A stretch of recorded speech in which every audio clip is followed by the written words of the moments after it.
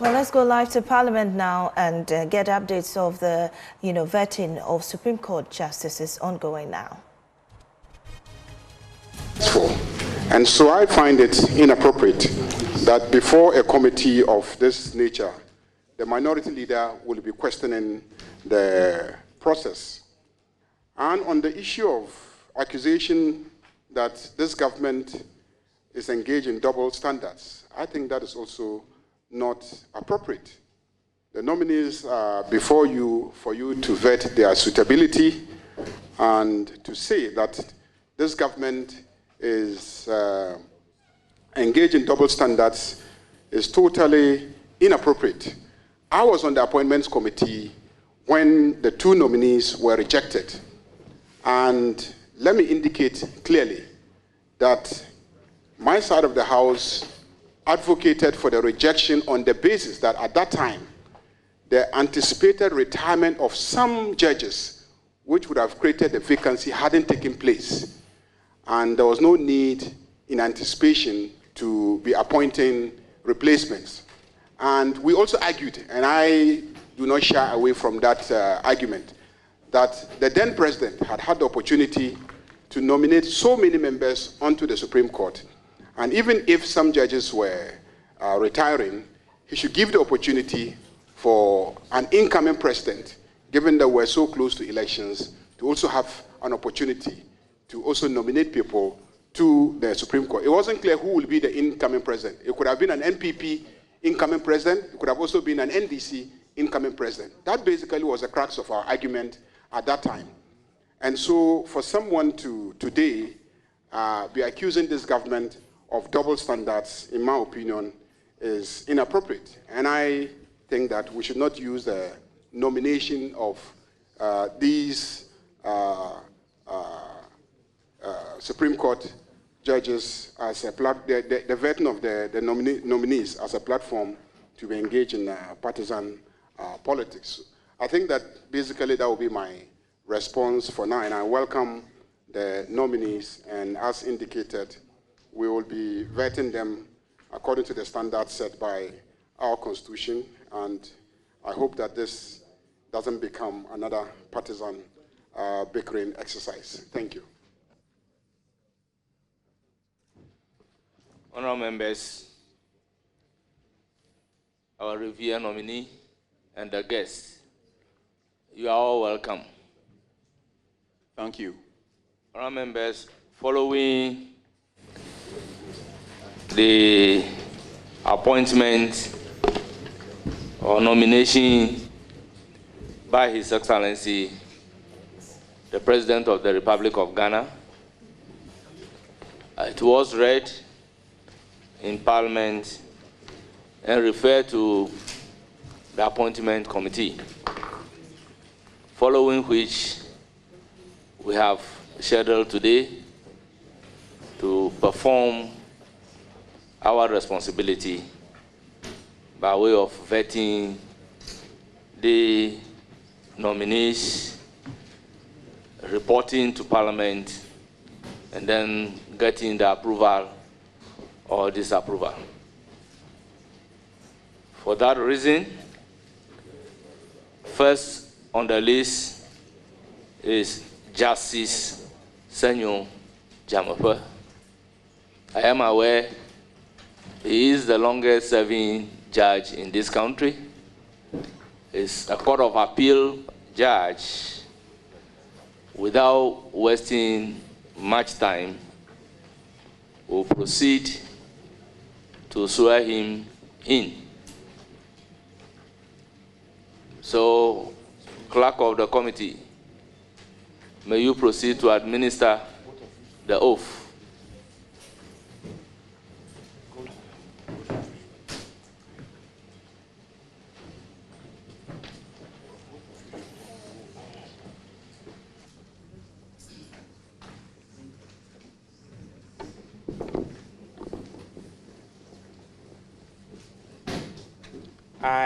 I, Justice Semenyo Dzamefe, do in the name of the Almighty God swear. Do in the name of the Almighty God swear. That the evidence I shall give before this committee. That the evidence I shall give before this committee. touching the matter in issue touching the matter in issue shall be the truth, shall be the truth, the whole truth, the whole truth, and nothing but the truth. and nothing but the truth. So help me God. So help me God.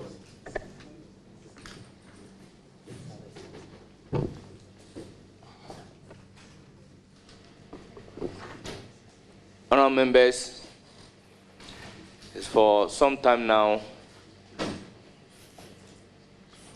we didn't do vetting. So the public may want to know us again by way of self-introduction. My name is Bernard Ahiafo, First Deputy Speaker of Ghana's Parliament and Chairman of the Appointment Committee.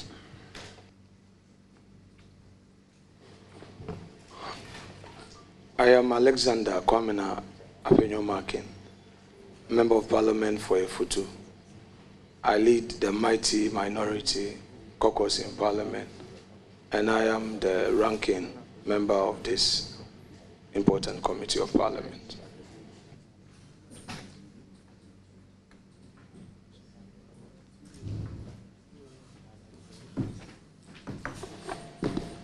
And I am Patricia Pieje, a Member of Parliament for representing the good people of Asukwa, the Deputy Minority Leader, and a member of this committee. Thank you.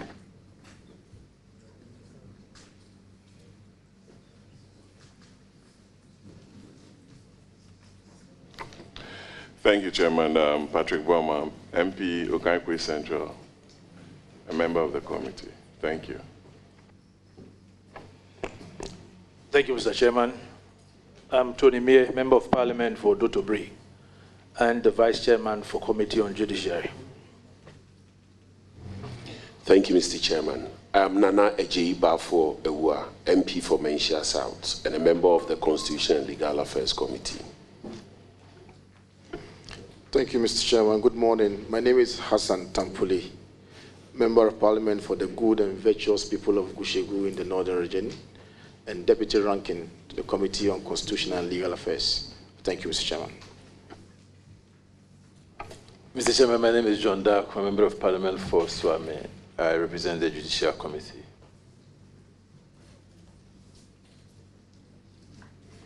Yes, you have the floor. Thank you, Mr. Chairman. My name is Mohammed Adams Suparo, MP for Sisala West, Deputy Ranking Judicial Committee.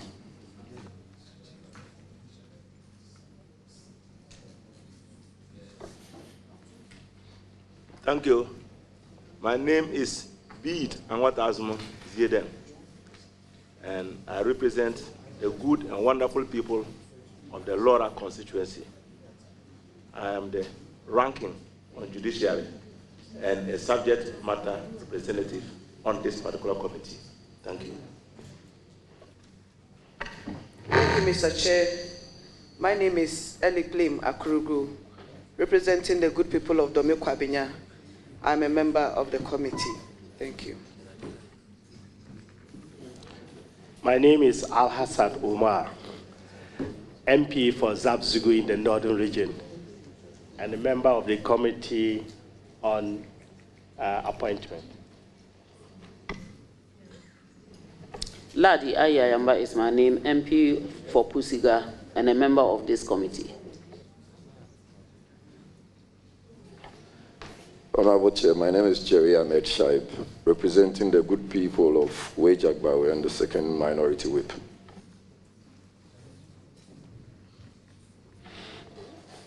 Chairman, thank you very much. Honorable nominee, welcome. Chairman, my name is Roxanne Nelson Dapamoko, MP for the good people of Southern in the Volta region, Majority Chief Whip, a member of the committee. Thank you.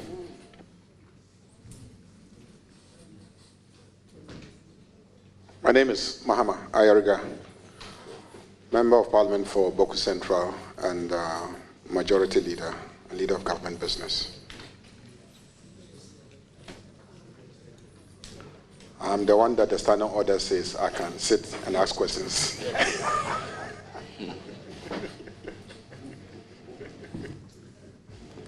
Thank you very much, honorable members. May I proceed and humbly ask the nominee to tell us about himself.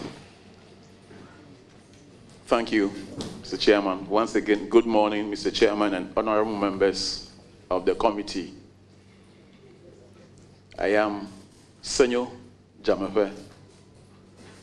I come from Emoluments, a village near Ho.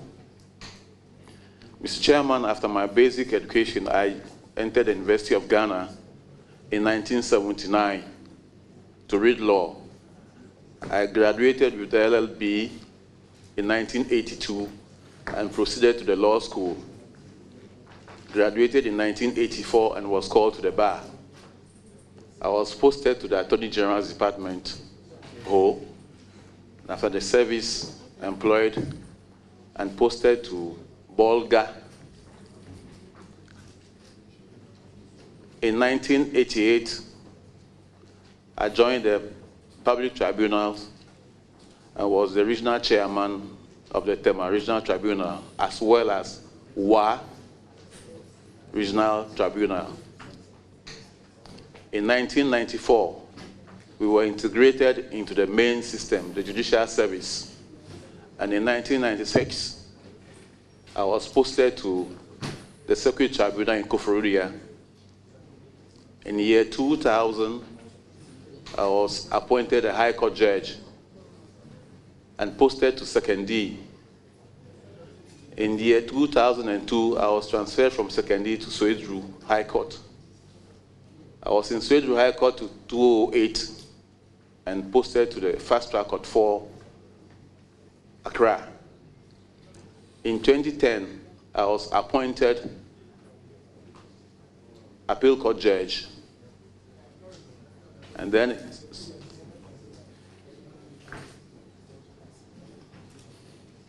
My Lord, just be brief.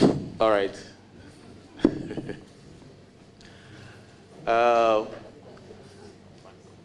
We have an association, the Association of Magistrates and Judges. I was the vice president when I was in the High Court, and then became the president when I was in the Court of Appeal. Then, Mr. Chairman, I represented all my benches on the Judicial Council, Lower Court, High Court, and the Court of Appeal bench. And then I was a member of the Rules Committee for 2 years, 2 terms. I was the chairman of the Disciplinary Committee of the Judiciary. I was a member of the Appointments Committee. I was a member of the Rules of Court Committee as well. Mr. Chairman, I was a member of the CMJ and a member of the Planning Committee that held the International Conference in Ghana. On the national level, Mr. Chairman, I chaired the Brazil Commission set up by His Excellency the President, John Dramani Mahama, to investigate into the Black Stars Brazil World Cup campaign. For my hobbies, I like legal awareness, so wherever I have the chance, I teach the law. I do at GIMPA voluntary lectures. Then I introduced the bench faculty interaction when I was the president of our association. We did for GIMPA and Legon. I chaired the moot court in Legon. Then I'm a sports enthusiast. I go to the gym, I do fit, I walk, and to top it all, I'm an ardent soccer fan. And Mr. Chairman, I never walk alone.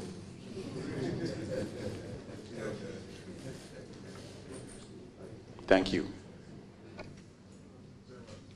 He says he doesn't walk alone. So you should understand. Thank you very much. Honorable Patrick Boma, are you in readiness to start? No. Very well. He doesn't walk alone. So very well, very well.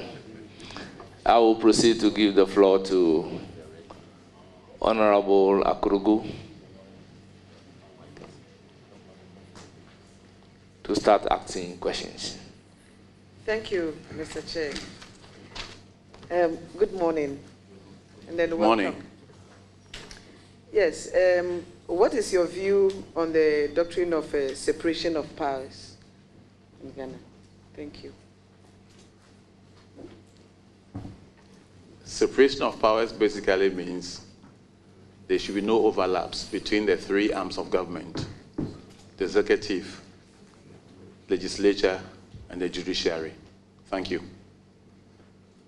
Thank you very much. Wishing you all the best. Thank you. Thank you. Yes, Honorable, you have the floor. Your dishonest. Thank you, Mr. Chairman. Congratulations to your nominee. Thank you. Yeah, Mr. Chairman, my question to the nominee is, what innovations would you suggest to improve justice delivery in Ghana? Innovations would you suggest to improve justice delivery in Ghana? Thank you, Mr. Chairman. Anybody who wants to maximize productivity must first think of the human resource. That is a mistake a lot of people make. First, think of those who will give you the product. So, Mr. Chairman, the first is to motivate the staff. Motivate the staff. Then number two, if you want work to go on fast, you mustn't load one entity too much. So what do? We need more courts. When we have more courts, the job is spread thin and it goes faster.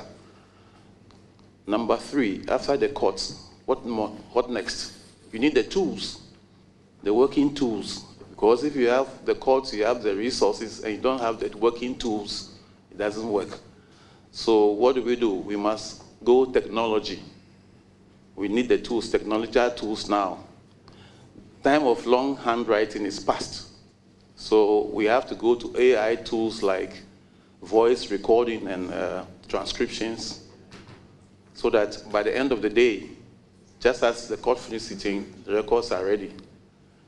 Then, Mr. Chairman, we also need to go virtual courts, so that you necessarily don't have to go to the court before you give evidence.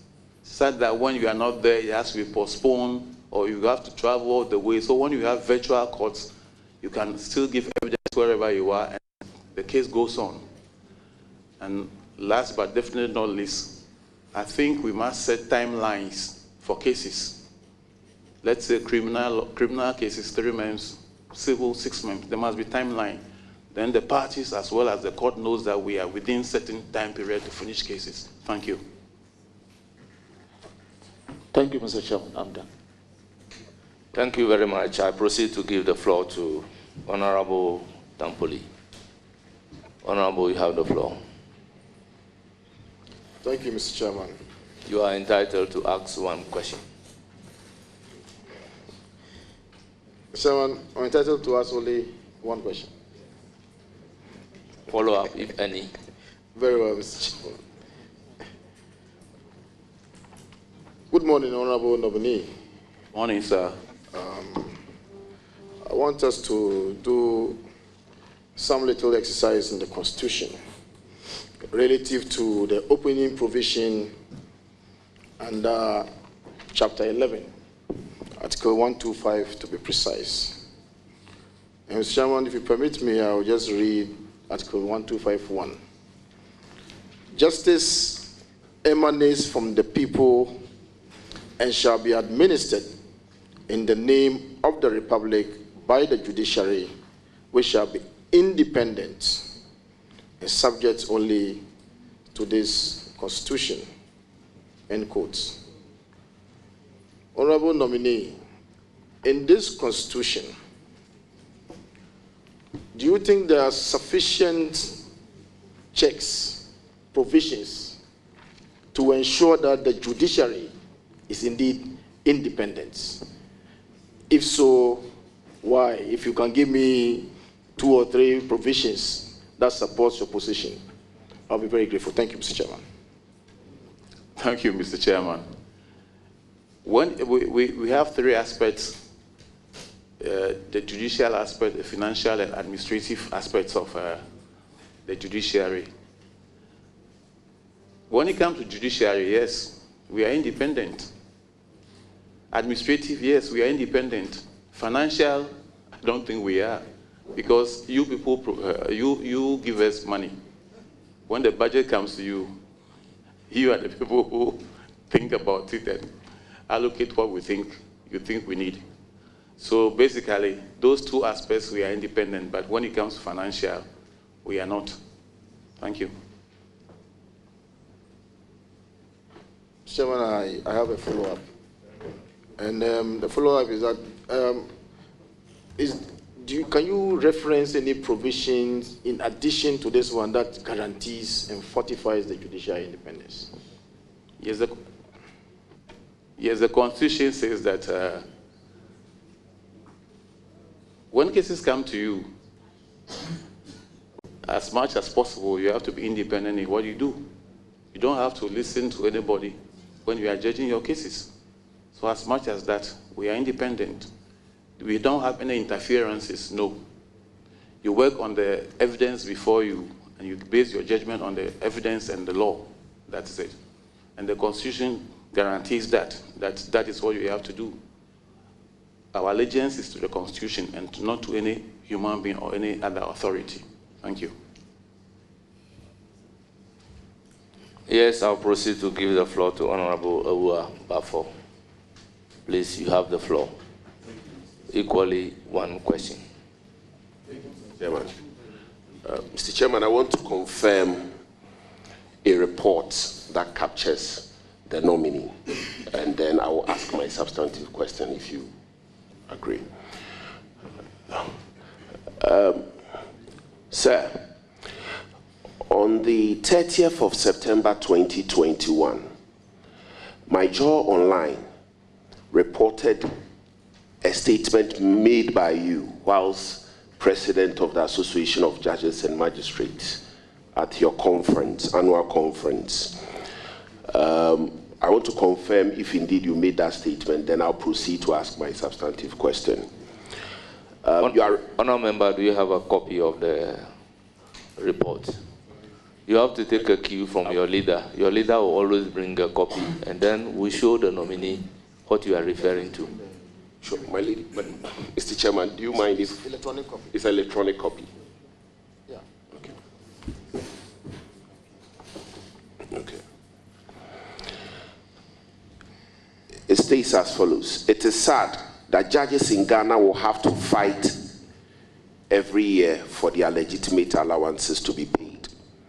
It is sad that the leadership of the association has to personally trek to the Ministry of Finance, Controller and Accountant General's Department. We have to fall on friends at the seat of government to push for such allowances to be paid, he said on Wednesday. Please, do you confirm making the statement? Yes, Mr. Chairman. Okay. Now, in view of this, how is judicial independence compromised? Does this affect judicial independence? No, Mr. Chairman. This is just simply about lobbying. Lobbying, which everybody does if you want something. Thank you. Now, follow up, Mr. Chairman. If a friend of yours who you lobbied at the presidency also comes to lobby you, a friend of yours who you lobbied for your allowances to be paid, also comes to lobby you in respect of a case before you, what will you do about it? One good turn deserves another. One good turn, they say, deserves another. What will you do about it? Mr. Chairman, as judges, we base our decisions on the evidence and the facts, not on friendship. So if I are falling on somebody to press something, not for me, but for the association, I was talking for the association, and that person appears before any court, not necessarily my court, the decision will be based on the facts and the evidence, not because of an association. Thank you. Thank you very much. On the issue of whether or not you are independent, you stated clearly that regarding financials, looks as if you are not. Very Yes, well. Mr. Chairman. We'll then proceed to give the floor to Honorable Anthony Imie. Thank you, Mr. Chairman. Congratulations, nominee. Thank you. My question is, would you recommend suppression of investigative journalism to protect the dignity of the judiciary?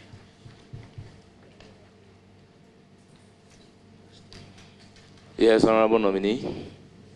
Can I get the question again, please? Very well. Can you repeat the question? Okay, very well. My question is, would you recommend suppression of investigative journalism to protect the dignity of the judiciary? And this is against the backdrop that after the Anas expose, in fact, it's been reported by TV3 News, this is online, you are reported to have said that the expose, in quotes, tainted the dignity and value of the judiciary.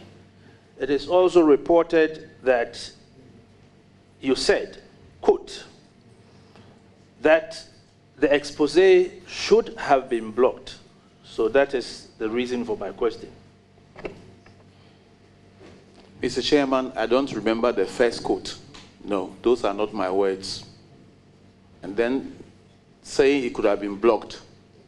No, I don't think, I'm not very sure about that. But generally, I wouldn't recommend repression. Any investigative journalist who wants to do a thorough job, once it's true, why would I recommend suppression? No, I wouldn't. One is fair, fine. But I don't remember the first statement you made, because those are not my words. Thank you very much. Yes, Honourable Member.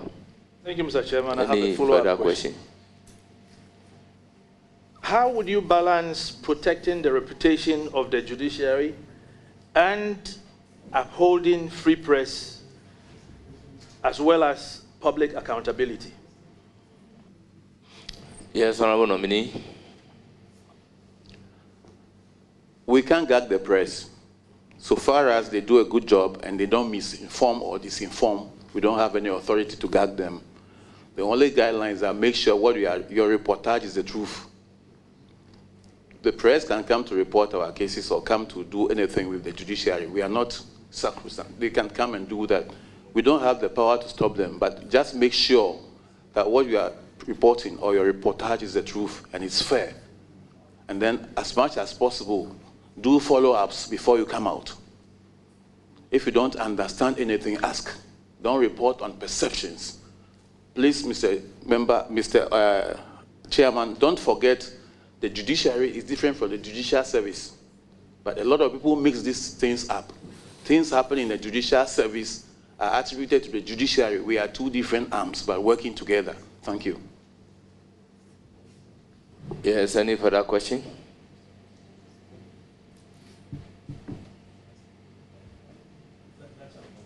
Very well. Thank you.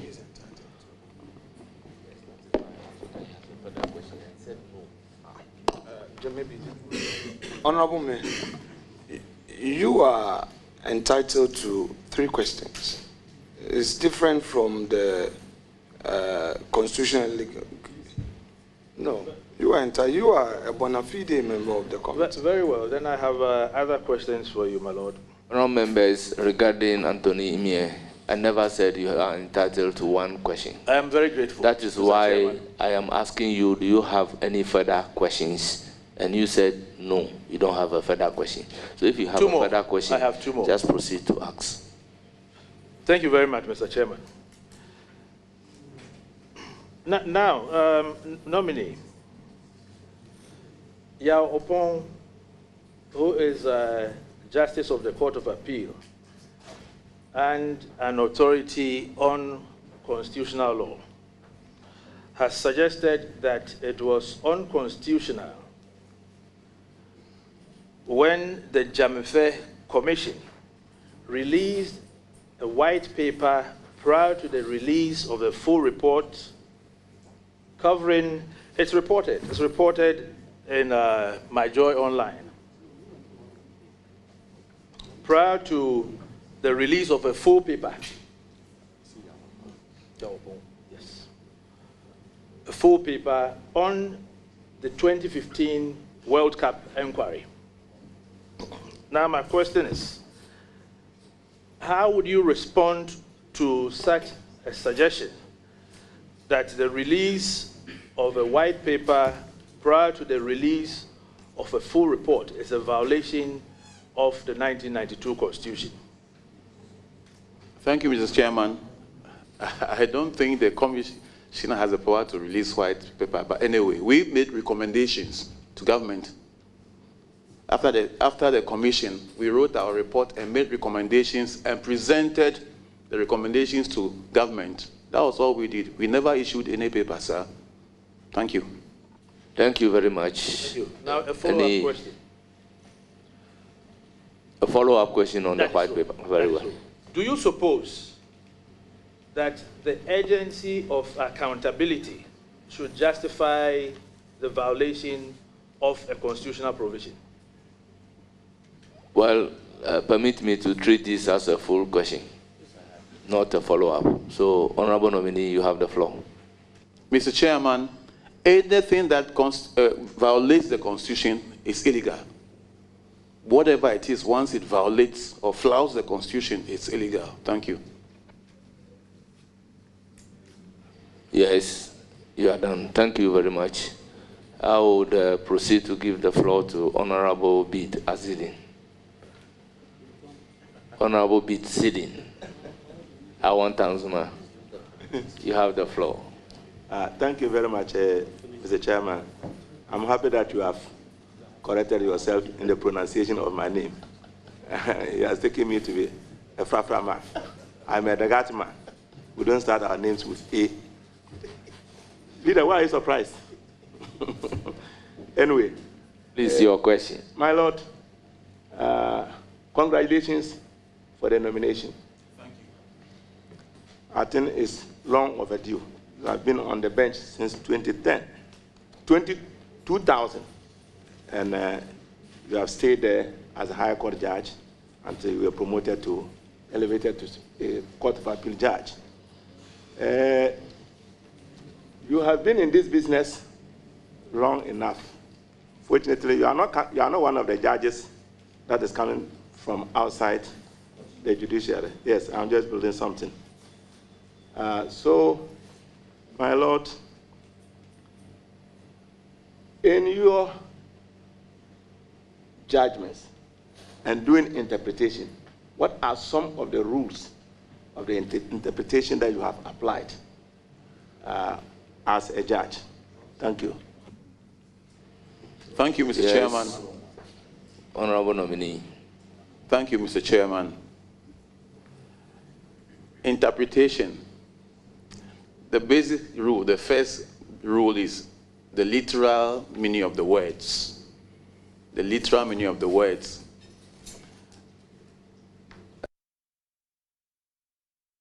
Then number two, if the words create an absurdity, then you go to the next step, which is the golden rule. You ask yourself, what does the law seek to achieve? Then you interpret it to achieve the purpose.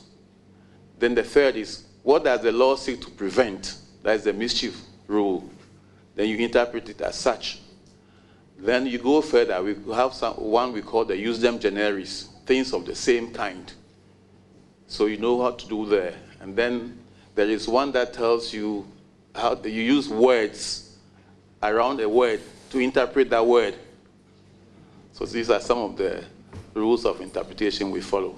Thank you. Thank you very much. Yes, Honorable Bid Zedin, Ranking Member, Judiciary. Thank you very much. You have a further question? I have no follow-up question, but I want to go to my second question. Very well. Please do.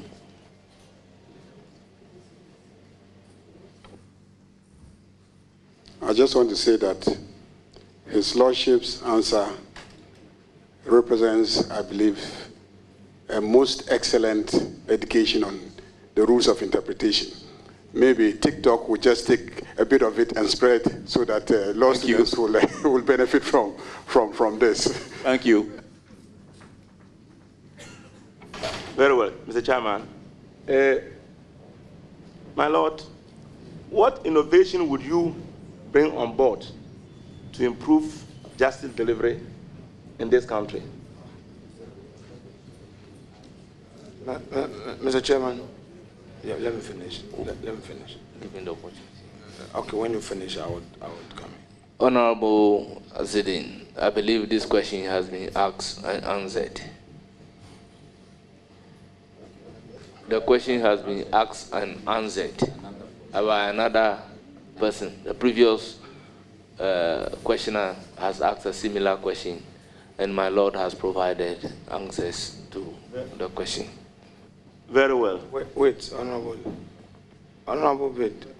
You know, the question you asked, which Chairman says that has been already asked, the language, the same words, phrases, are you all coming from the same source of tutorials? Nobody, don't answer that. Nobody has been giving tutorial in these matters. So please proceed to ask if you have another question.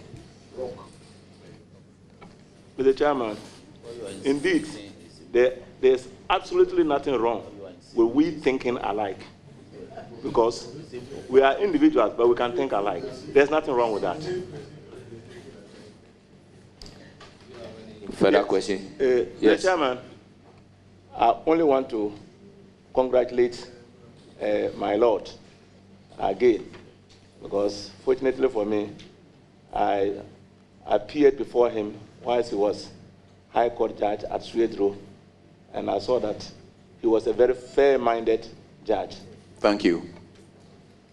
Thank you very much.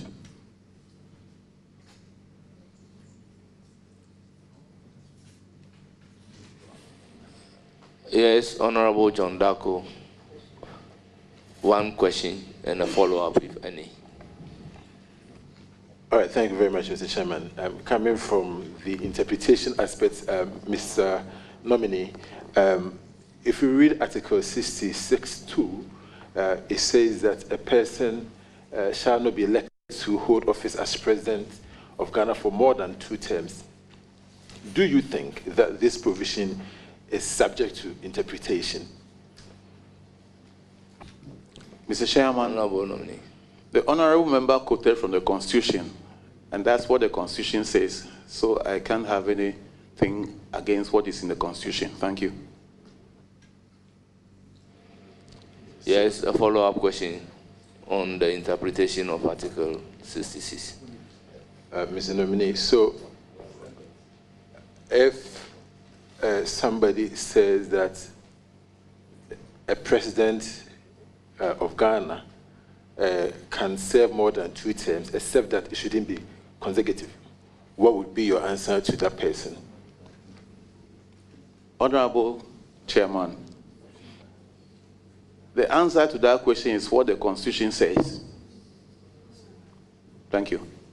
All right, thank you, Mr. Chairman. Thank you very much. I'll proceed to give the floor to Honorable Alhaji Omar. You have the floor. Thank you, Mr. Chairman. Speaker. My Lordship, congratulations. Thank you. I want to go into your rulings and opinions in your previous judgment.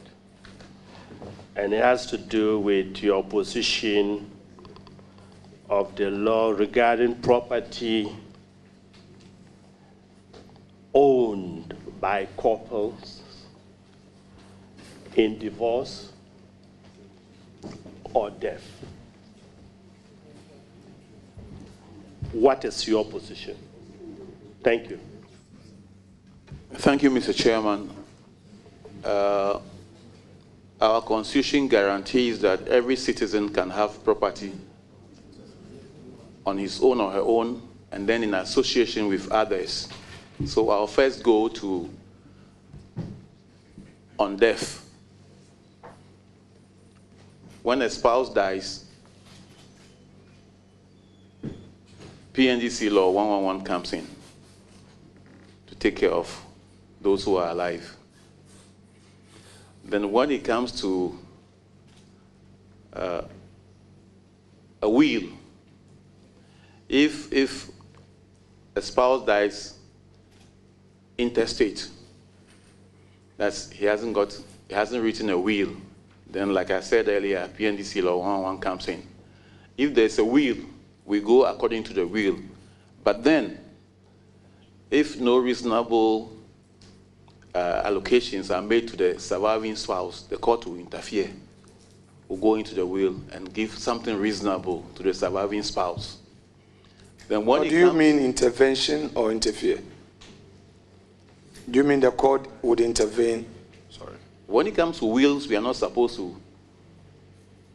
Is it the word interfere or intervention? What I'm asking is, do you mean the court intervening or you mean interfere? You said the court will interfere. I'm asking whether you mean intervene. I will still use the word interfere because when it comes to wills, we are not supposed to. We interpret as much as the person making it wants it to. And so, Mr. Chairman, to continue, when it comes to divorce, if the property is jointly acquired, both parties have reasonable access to that property. And that's how the court looks at it. But then, a new decision now goes to say that if we must look at all cases on their merits. Recently, Ajay says that, well, it's not automatic. You look at the circumstances. For example, if the property is jointly acquired, fine. But if it's not jointly acquired, maybe I took a loan for it as in Ajay, the court will not regard it as jointly acquired property. So the sharing will be different. But on the whole, when there's divorce, the court will make sure that a reasonable or equitable size of the property is given to the divorced spouse. Thank you. Thank you. Any further question? Thank you very much. Honorable Patrick Yaboma, the floor is now yours.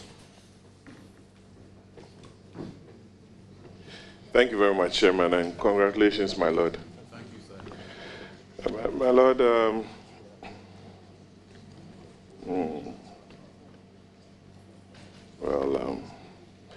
my Lord, you've handled a lot of commercial cases. Some of us practiced before you. And sometimes business interests do conflict with constitutional rights and other issues within our Constitution. For example, when foreign investment rules conflict with some of our local laws, there tend to be the tendency of the court to always, or sometimes, let me use for want of a better word, sometimes tend in favor of what some Ghanaians refer to as domestic or economic rights. For example, when foreign investment rules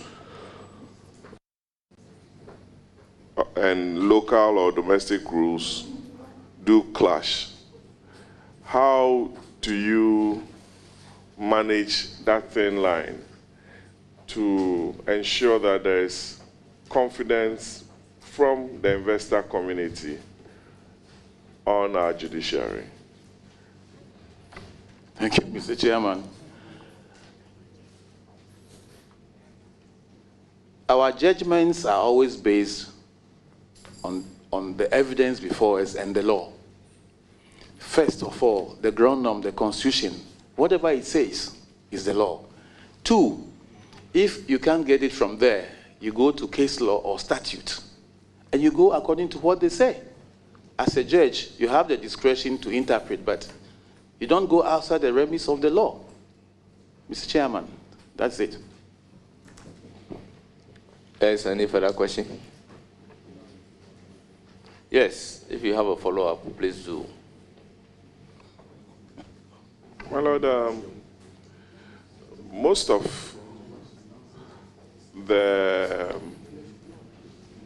agreements that we ratify in Parliament do have some arbitration provisions in there, but you realize that some of these investors do rush straight to the foreign courts or tribunals without exhausting local remedies, and many times the AGs have to go to London or some of the international tribunals to have some of these decisions reversed before it comes back to you.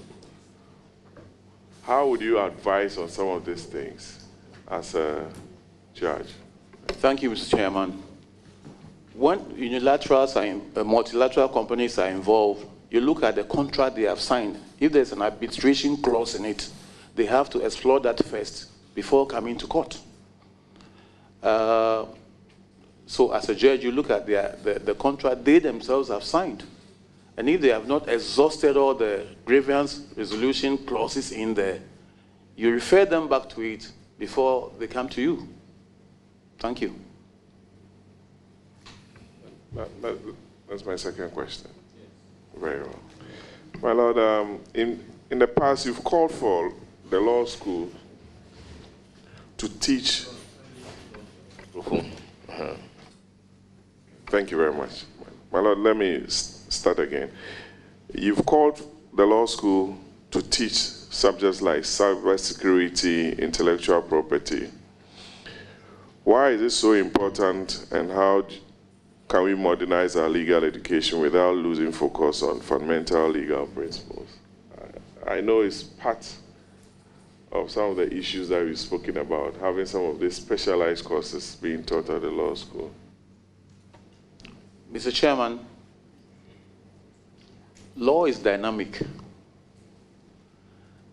and the life of the law is not static logic, but experience. Things are coming every day.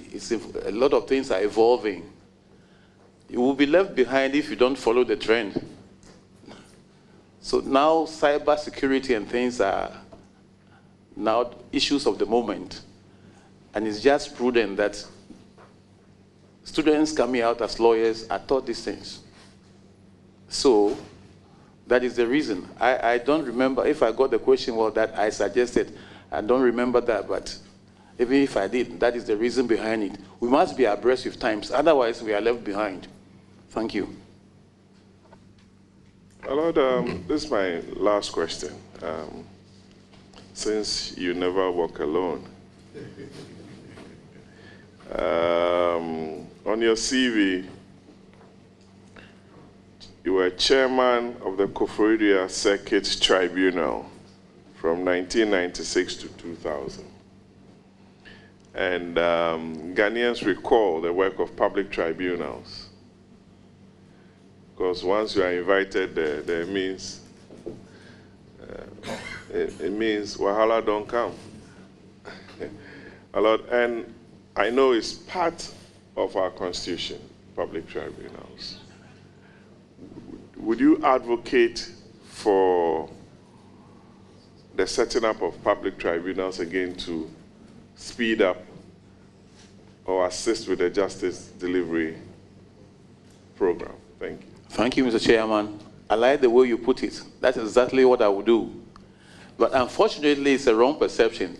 People are more relaxed when they appear before the tribunals because, you know, the panel is 3, 2 ordinary people and the judge, who is a lawyer. They are more comfortable from my experience. Thank you. My Lord, don't you think... But you say that is your last question. Very well. My Lord is enjoying the question. So relax, Chairman. My Lord, don't you think Justice Semenyo Dzamefe sitting with 2 ordinary Ghanaians on a public tribunal will bully them with his law, Chairman, and direct them as to how to take certain decisions, especially when they are not legal practitioners or professionals in that vein. Thank you. Thank you, Mr. Chairman. It's unfortunate we think, say, Mr. Chairman, I said once somewhere that law is 20%, wisdom is 80%. Don't underrate those people. They may not know the technical terms, but the wisdom in every case, they know. And you can't bully them. Thank you. Thank you. I will proceed to give the floor to Honorable Jerry Ahmed Shaib.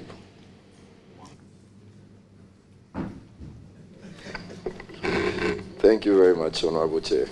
I appreciate the opportunity. My Lord, congratulations and you're welcome.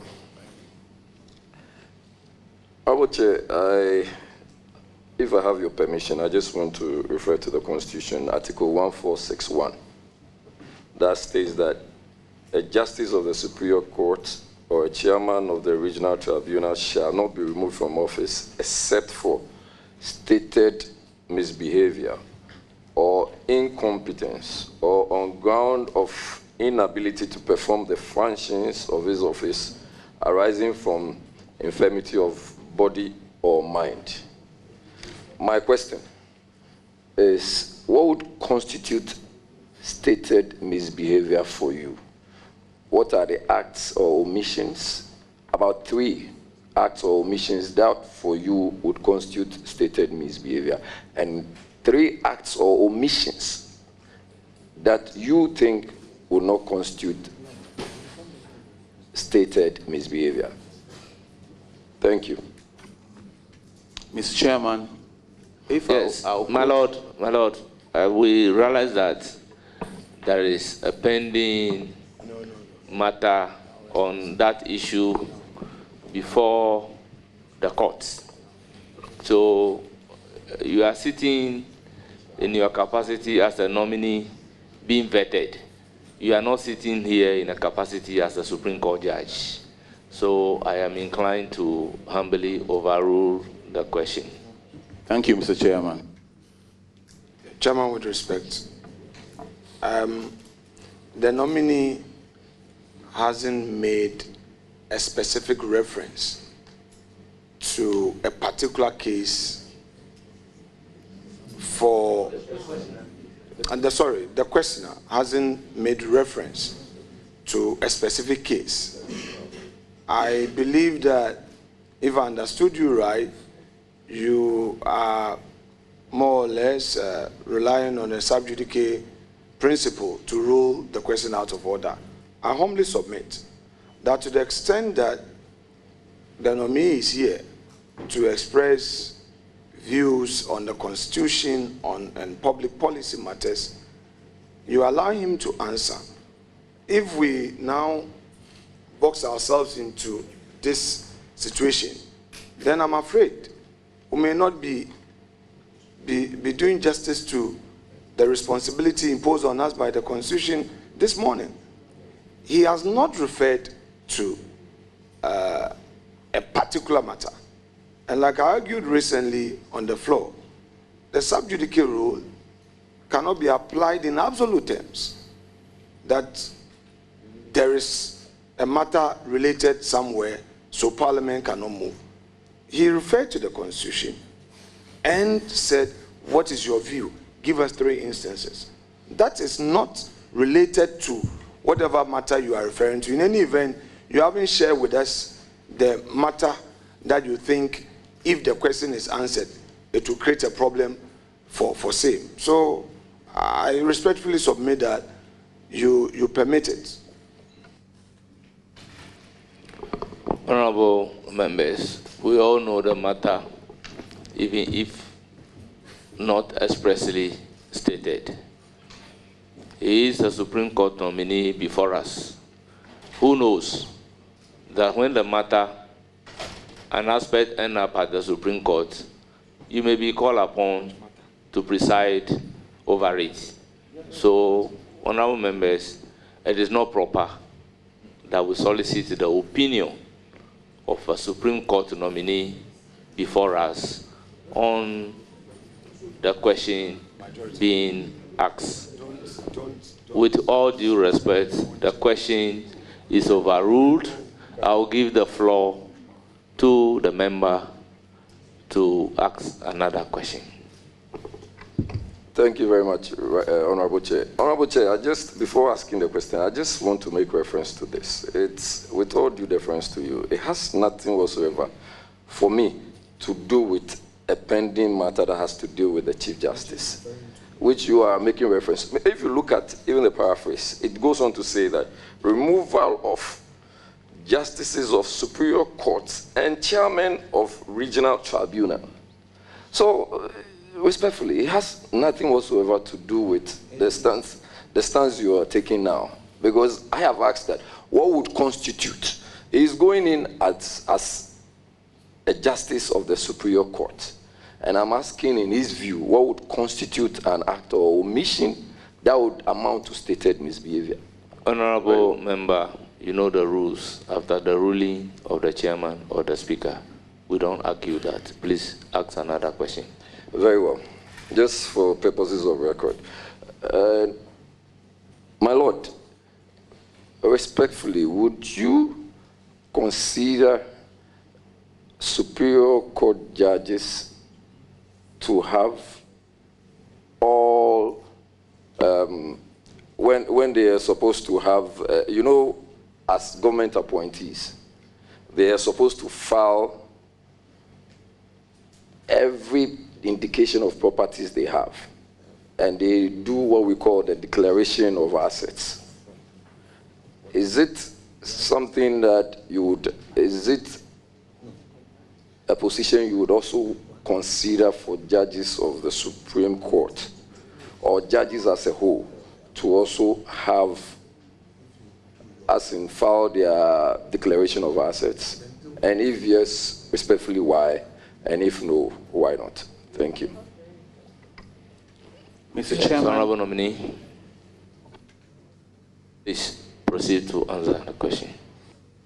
Mr. Chairman, as the Honorable said, if that is the law, that all appointees, government appointees, should declare their assets, and judges are government appointees, why not? They have to declare their assets.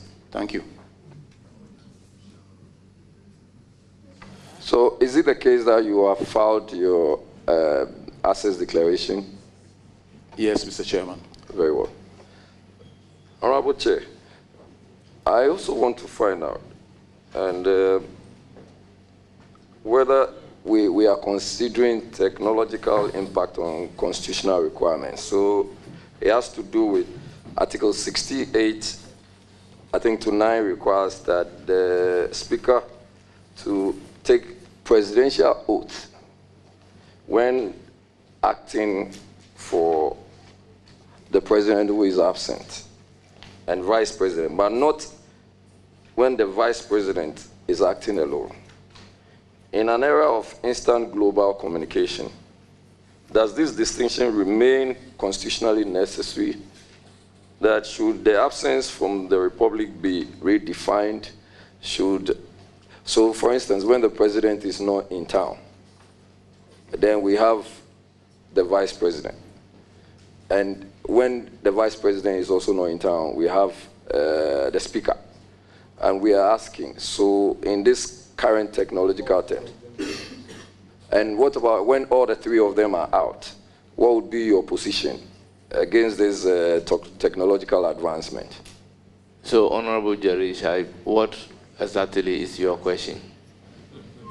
My question is that in this technological advancement stage, when all three are out, the president, vice president, the speaker, what would be your position?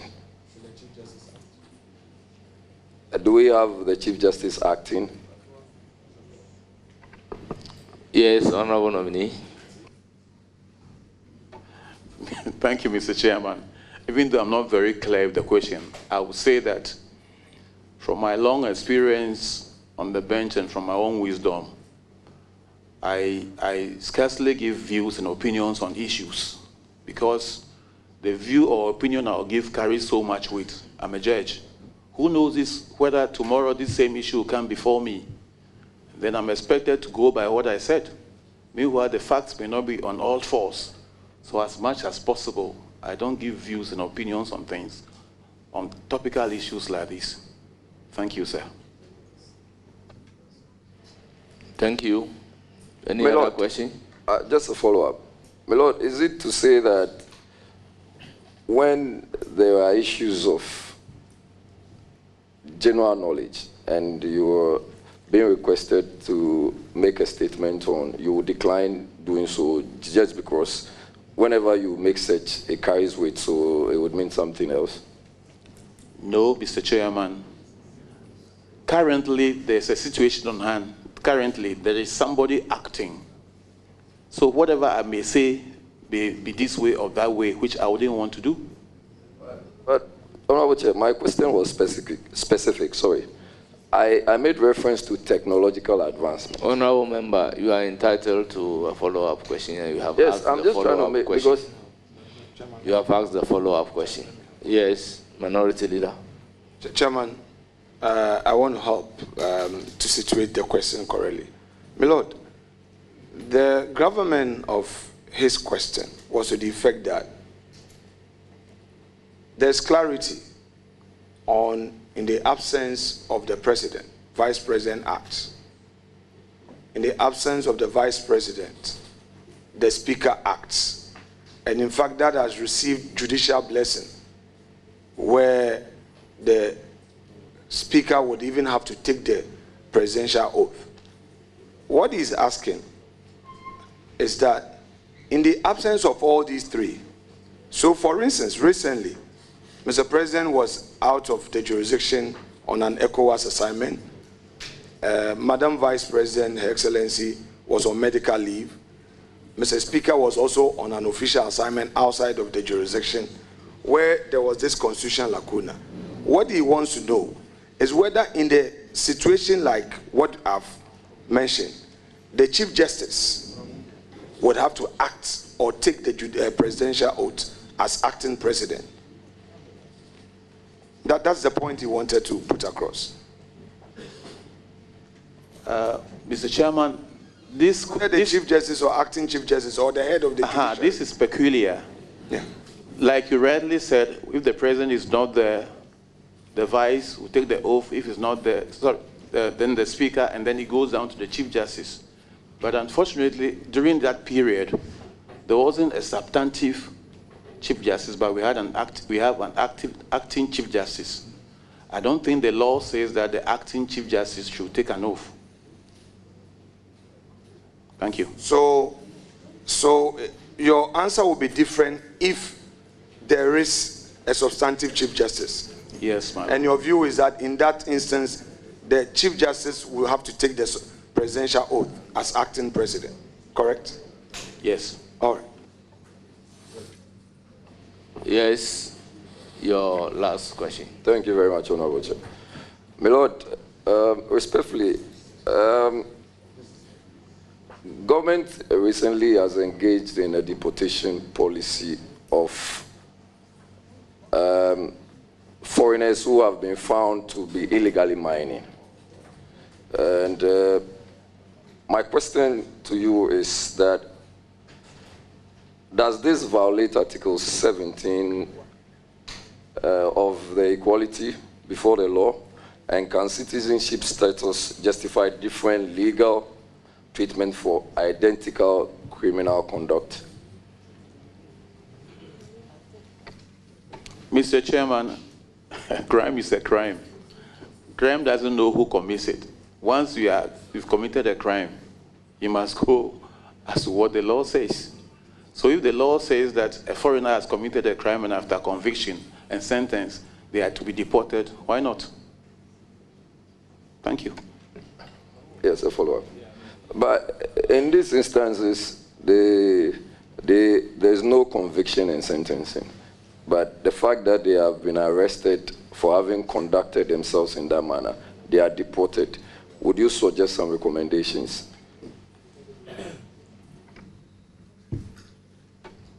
Thank you, Mr. Chairman. I cannot tell what decision informed that, what reason informed that decision. So I'm not in a position now to say why they were deported. I think it was an executive or decision, so I cannot say why. Thank you. Thank you very much, my lord. I wish you all the best. Thank you. I will proceed to give the floor to Honorable Bahama Ayariga, the leader of government business.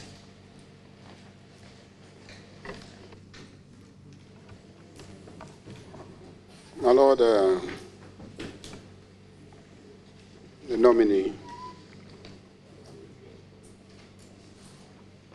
Justice Semenyo, congratulations on your nomination. Thank you.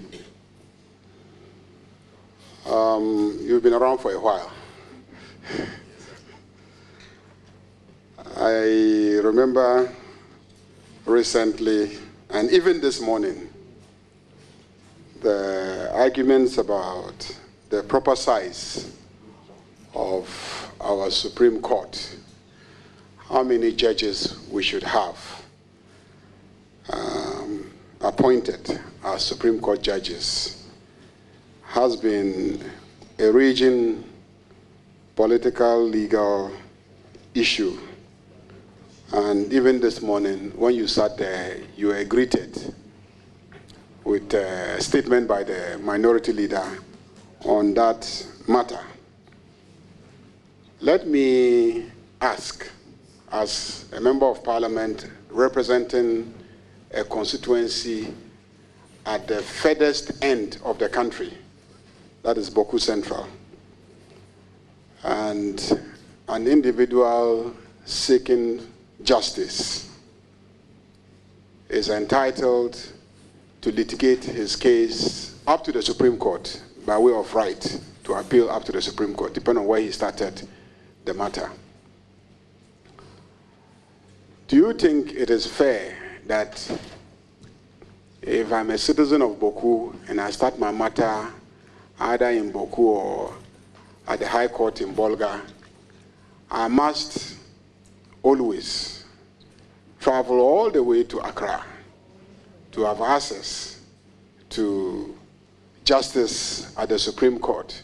Have you thought about the need for a northern bench? Just as you now have a Court of Appeal in Kumasi, and I think you had even started a Court of Appeal in Tamale. I think it went on for a while. And Cape Coast. Have you thought about the need for a northern bench of the Supreme Court so that the people of the North do not always have to travel to Accra when they seek justice in the Supreme Court? Thank you, Mr. Chairman. We have only one Supreme Court in Ghana, and that court can have several branches, but it's the same Supreme Court, just as the Court of Appeal and the High Courts. So I don't see anything wrong if there's a branch there.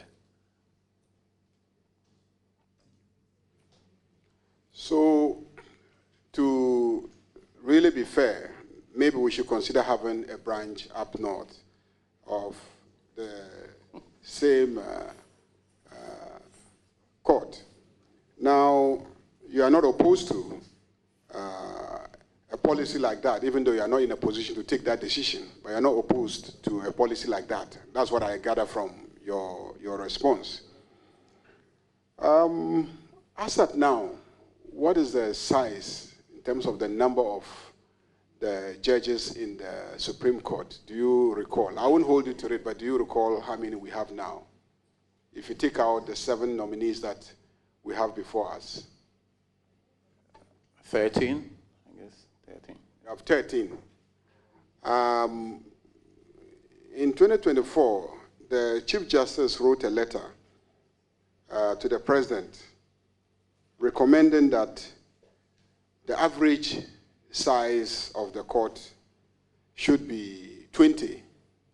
The letter was made public, I think, by Asase Radio, so I'm sure a lot of people had the opportunity to see the letter. Asase Radio made the letter public. I have the report here, media report, in which Asase Radio has shared details of the letter requesting the appointment of the 5 judges.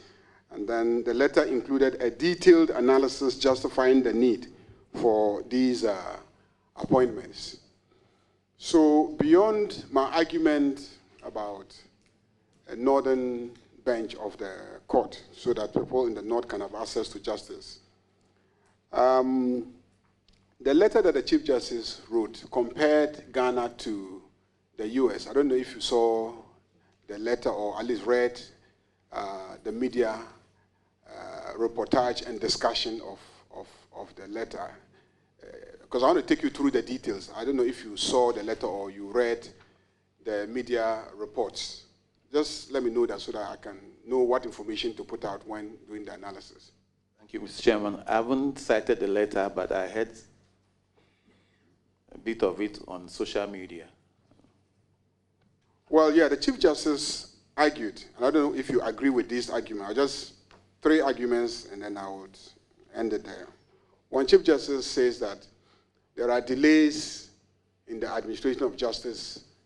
Supreme Court judges are overburdened, and, you know, they have to write opinions, they have to hold conferences, and if you have less than 20 judges, it definitely affects the administration of justice at the level of the Supreme Court. Do you agree with that? Mr. Chairman, I haven't cited the letter you are referring to, and I don't know the reasons given, but from what I heard from you, delays and that the judges are overburdened because of the caseload. The framers of our law, the Constitution, know why they haven't put a limit onto the number of Supreme Court judges. It's not capped. I keep saying that the law is always evolving. Maybe there's a reason. So far as the Constitution doesn't cap the number of judges, I am for it. Thank you. The second argument that the Chief Justice makes is that we tend to compare ourselves with the US and say the US has a Supreme Court and they have only 9 judges. But the Chief Justice in the letter indicated that in actual fact, in the US, they have 50 Supreme Courts in the states, plus the 1 federal Supreme Court. And so you can't compare the Ghanaian situation where we have 1 Supreme Court versus the US that has 50 Supreme Courts at the federal state, at the state level, joining the federal Supreme Court. Do you subscribe to that argument of the Chief Justice? Yes, Mr. Chairman. See, in the states, every state has its Supreme Court. That is the state Supreme Courts. And then there are 50 of them. Yes, and then the Central Federal Court. And even on that, it's only constitutional and federal issues that go to the Federal Supreme Court. And then on top of that, they have the discretion to choose. Unlike here, they have the discretion to say that it's only on 6 cases we sit in the year. So they are not overburdened like we have here. So if the argument of in that letter you says that due to delays and caseload, number of judges be increased, fine, I support it. But I guess that the flexibility is there for the evolving nature of the system, which there must be justification for every additional judge. Thank you. Yeah, the CJ, in making a case for a minimum of 20 judges at the Supreme Court, indicated, for instance, and gave statistics, that in 2008 and 2019, in the US, the federal Supreme Court, the US Supreme Court, the cases filed numbered 6,442. 6,442.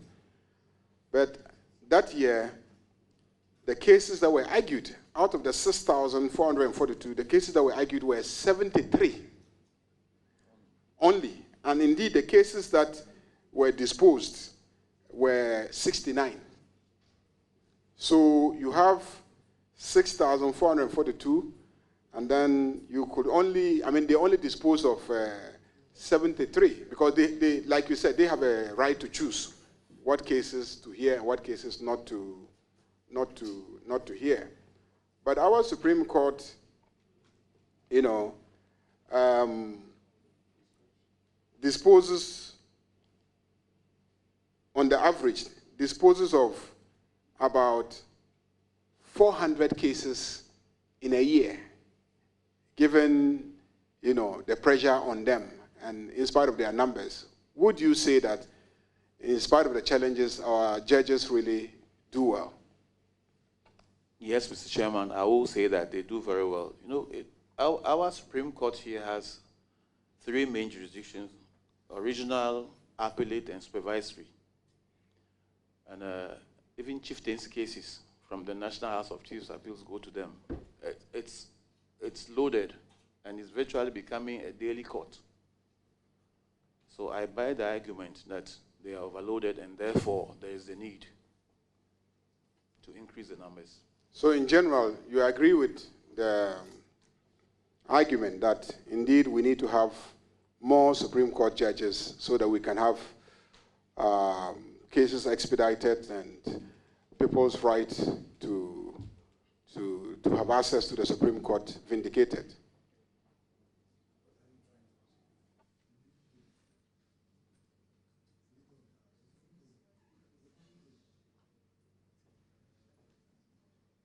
Mr. Chairman, yes, I agree. The last one, which is generally about the rule of law, You know that investor confidence is also moved by the extent to which a country has the rule of law entrenched. Economic performance is also based on levels of investments in your country. So there is a direct relationship between the rule of law, having access to justice, expedited justice, and economic development. There's a direct relationship, since rule of law is one key indicator that encourages foreign investments into the country. So do you say that if we have more judges and cases are held expeditiously, that the economy of Ghana will do better and all of us will benefit? Mr. Chairman, that is true, because if within a short period your issues are resolved, why not? You have confidence in the system. But if it takes too much time, then you lose trust in the system. So I will always agree with you that the faster the cases go, the better for the investor community. And then there's trust in the system. And therefore, if the small numbers are going to delay cases, why not? Why don't you increase the numbers so that but that doesn't open the floodgates that you keep rolling out Supreme Court judges. Depending on the exigency and the justification, then the numbers can be increased, sir. Thank you. But is it not inevitable that we're going to have more numbers, because we are creating districts and each district is demanding a court, and we are creating new regions and each region is demanding, a court, a high court, and we are, graduating many lawyers into the system, and many more people are going to have access to justice, and the lawyers are going to be appealing. Is it not inevitable that the caseload is definitely going to increase? In which case, the right to appeal and therefore the number of cases that will end in the Supreme Court will also increase whether you like it or not. Thank you, Mr. Chairman. Once people are aware of their rights, they will definitely go to court. And like I said earlier, there must be more courts so that accessibility to justice is very easy. It's good if we have plenty courts and then the cases are spread thin and cases move faster, So I support your idea. The more courts we have, the better for us. Cases go faster. More lawyers are involved, more judges are involved, and the citizens are happy that their cases are heard early and disposed of very early. Cases delayed 10, 20 years, 15 years is not the best. If we have plenty courts and then within few months the cases are disposed of, why not? I am for it, Mr. Chairman. Thank you. I'm asking this question basically because ultimately it is a burden on the taxpayer. Ultimately, because if we appoint additional judges, the taxpayer has to pay. And, you know, as a nominee, you will have to make a case to the taxpayer why he should pay for your services as part of the considerations that as a committee we will be making. So you do agree that citizens ultimately will benefit if we have an adequately sized number of judges at the Supreme Court? Mr. Chairman, nothing good in life comes without a cost. Yes, we have to weigh the pros and cons. Yes, I agree that more money will be spent on the judges and the courts, but then the benefit, quick disposal of cases, we weigh all and we go for the more courts to make the citizens and the investor community happy and have confidence and trust in the judiciary. Thank you. Thank you, Chairman. I have no further questions. Very well. I will then give the floor to Honorable Hajia Ladi Ayamba. Thank you, Chairman. Let me first of all say congratulations, well done. Thank you. I looked through your CV and I realized that you are a basket of a lot of knowledge and good things in your own industry. Thank you. We have observed that in our justice system and justice delivery, many a times, a lot of your work is delayed. A lot of your work is delayed. Someone could be in court for even 10 years. Not even only, not in your place, the superior, but even the lower courts. So there is this perception that justice delayed is justice denied. What is your view on that perception? And what will you suggest to be done to stop or at least to reduce the delayance in justice delivery? Thank you. Thank you, Mr. Chairman. Some few minutes ago I said we have to look at the tools we use. We have to go high technology now, AI. One of our main constraints is the recording process, writing longhand, and then the processes by themselves. A lot of people who don't know this always say cases delay unnecessarily. Yes, sometimes it does, but then the procedures too, we have to see to it that we shorten the procedures and the time limits. Then secondly, I talk about the tools. If we can go AI, said that recordings are done swiftly. Hello, I'm Sweetie Abochi. Welcome to Joy News today. I know we just interrupted the vetting process of the Supreme Court judges nominees facing the appointment committee. We'll get back there in a bit. But in this bulletin, our latest headlines for today, the Supreme Court nominee Justice Semenyo Dzamefe proposes introduction of fixed timelines for the completion of court cases. Details as he appears before Parliament Appointments Committee today, and that is where we just broke from. And in other headlines today, bodies of drowned Laura students handed over to families for burial after recovery at Dikpe Bridge. We'll bring you some details on that, as well as our After the Flood series, where we'll tell you the story of a retiree who lost his 1.8 million Ghana cedis investment to the Akostomo Dam spillage. 2 years on, he's still picking up the pieces. These are our latest headlines for this afternoon, but let's take you back to Parliament Appointment Committee and follow the vetting processes.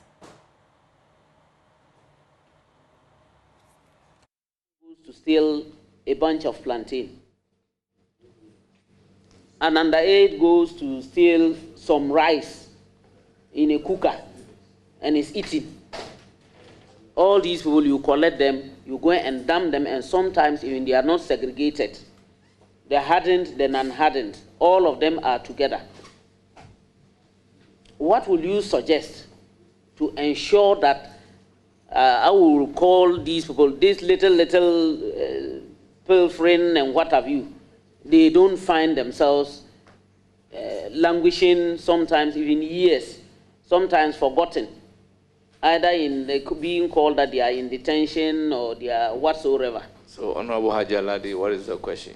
My question is, what will you suggest to be done to those people so that we don't get them going into detention and wasting time? Thank you, Mr. Chairman. Madam, you said we collect them and go and dump them. We don't do that. We try them, and if they are found guilty, they are convicted and sentenced. Please, I'm not referring to the convicted ones. I'm referring to those that, for instance, you just say, oh, you have to go and come. Every day, go and come, and the place is choked. When the police cells are full, you remand.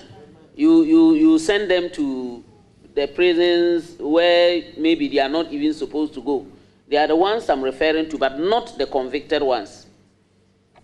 Thank you, Madam. We, as judges, interpret the law. The laws you make. If you change the laws, we interpret it accordingly. The prosecutors come to us for remand because they have not finished with investigations. Madam, you can't ask the people to go home. You remand. But like you are saying, of course, it must be reasonable time. So until the laws are changed, there's nothing the judges can do, please. Thank you. So we are waiting for you to change the laws. Then, for example, the penal system, we are looking up to you. If you change it, fine. Thank you. Yes. I think I'm done. Very well. I'll proceed to give the floor to the Deputy Ranking, Honorable Patricia Apiaje. Right, thank you very much, Mr. Chair. Honorable Nominee, going by your CV, I'd like to ask a question, because if I look at the time that you were born and the time that you entered secondary school, I'd like to find out, at what age did you enter the secondary school? A little less than 12. Specifically? I went to the secondary school in 1970. Yeah. So we presume that you entered at the age of 11. 11 plus some months, please. Thank you very much. I found it very interesting because at that time, we had people entering secondary school at the age of 13.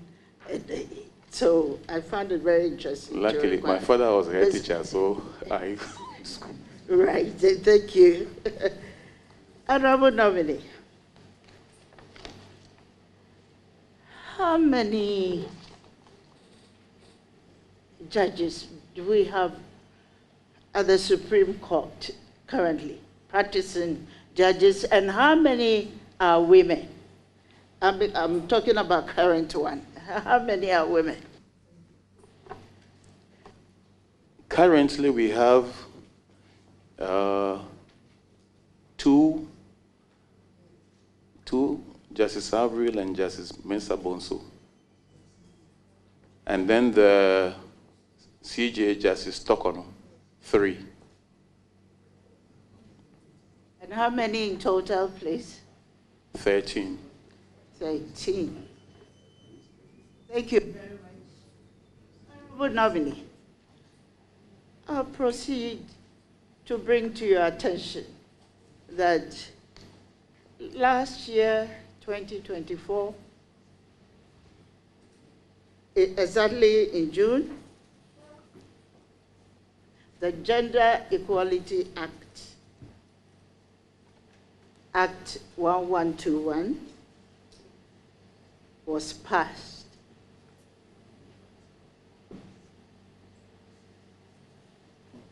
One of the questions I want to put to you at this point in time is that this act mandates gender parity in public appointments.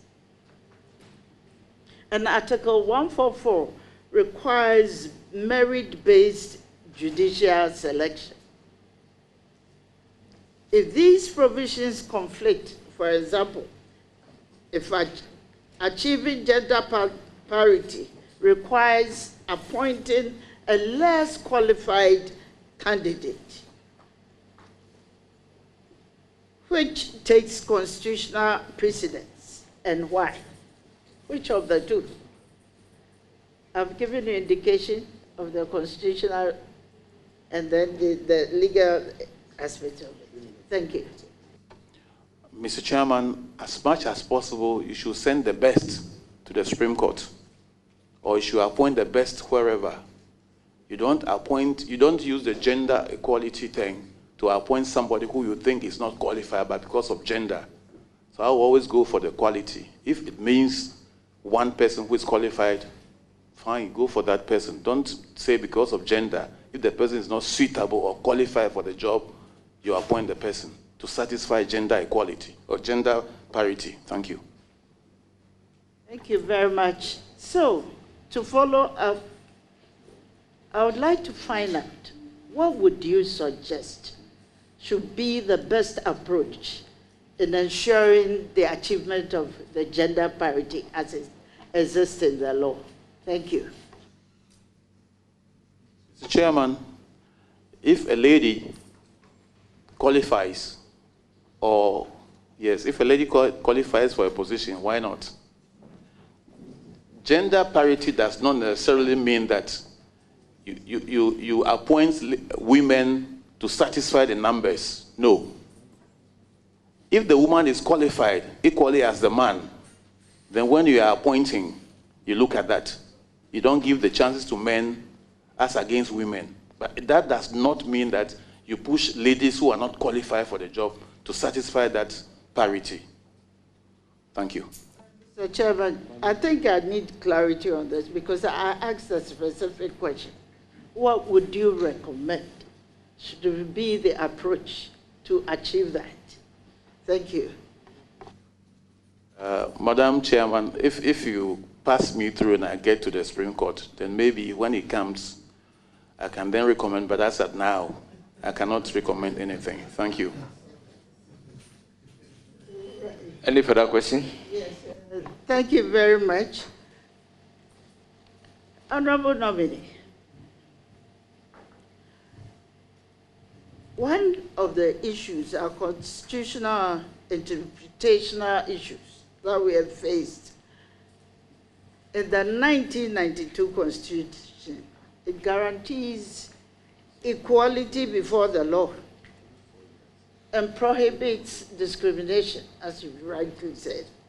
Given that approximately about 35% of Ghanaian couples cohabitate, how would you reconcile the constitutional principle of equal protection with the current legal framework that denies cohabitants the same rights as married couples?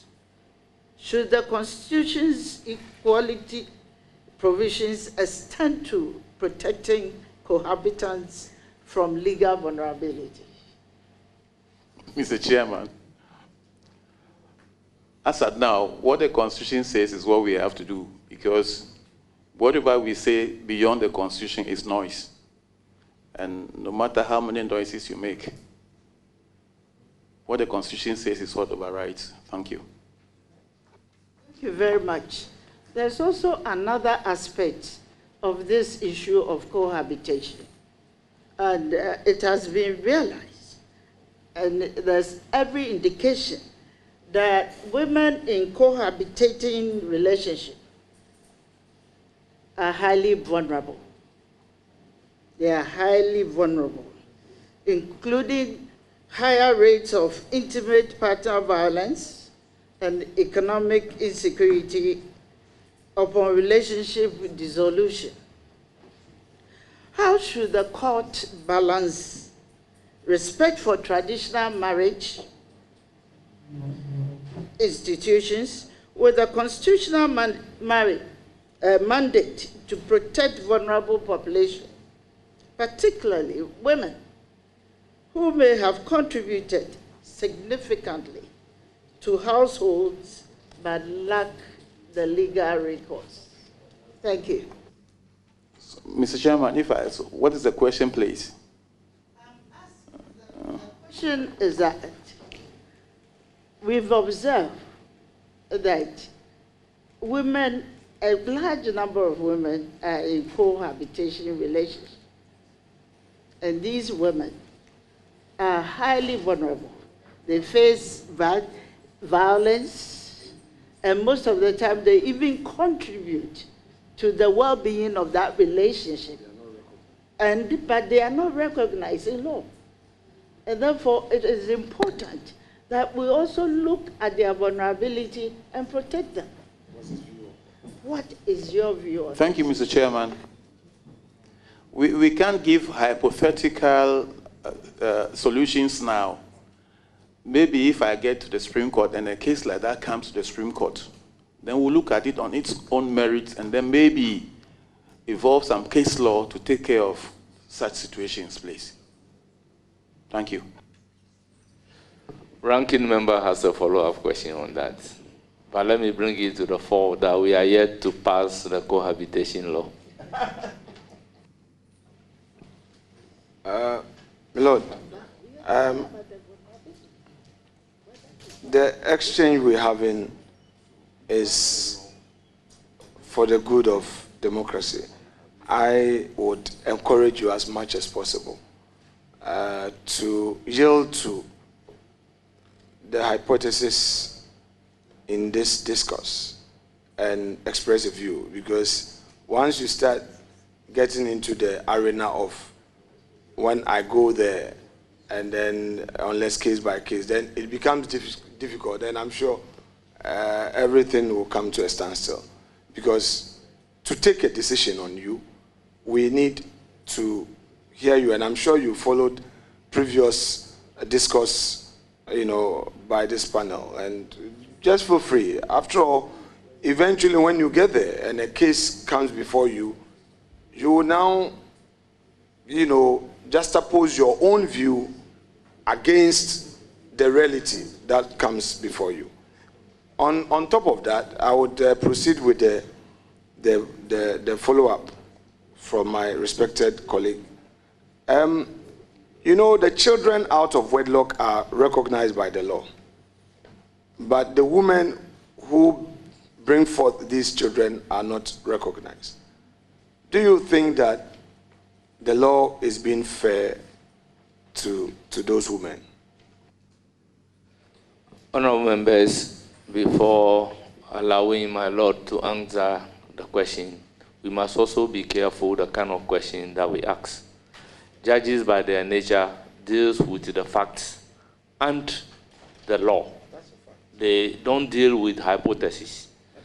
And my Lord has made it very clear that when the fact is before me, I'll look at the law, the case law, and then apply it to the facts.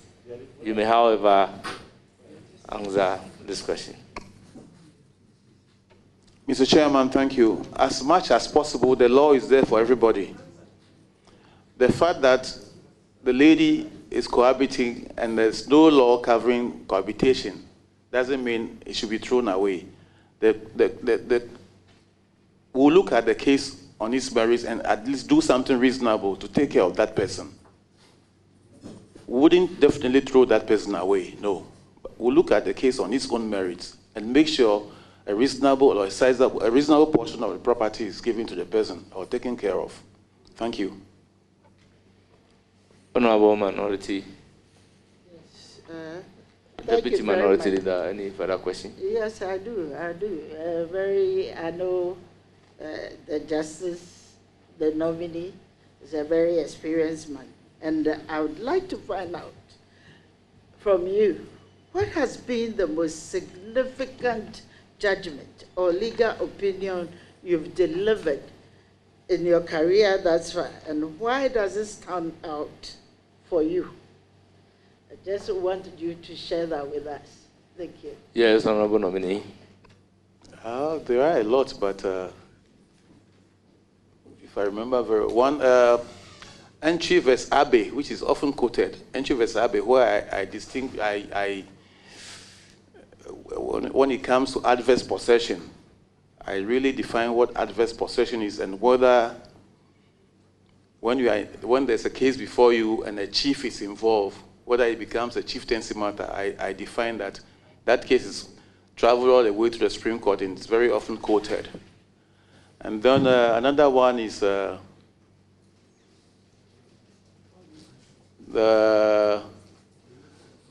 Mozamadisco Cristo Church case in Sweden. I remember when I was in Sweden, the Akaboha. That's one other case. And then this case from, I think, Seshri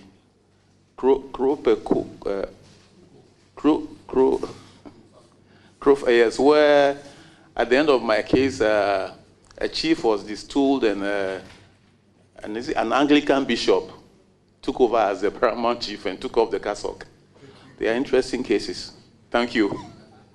I wanted you to share with us why you feel the ones that you've mentioned, really stand out.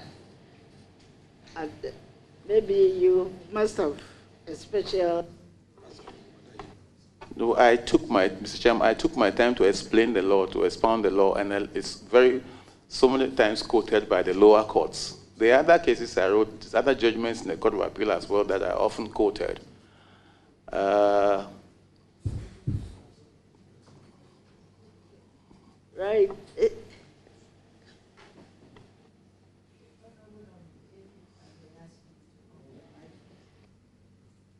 Thank you. I'd like to know, normally when we are vetting nominees, when we are vetting them, we are presented with some of the interesting rulings that you've made and judgments.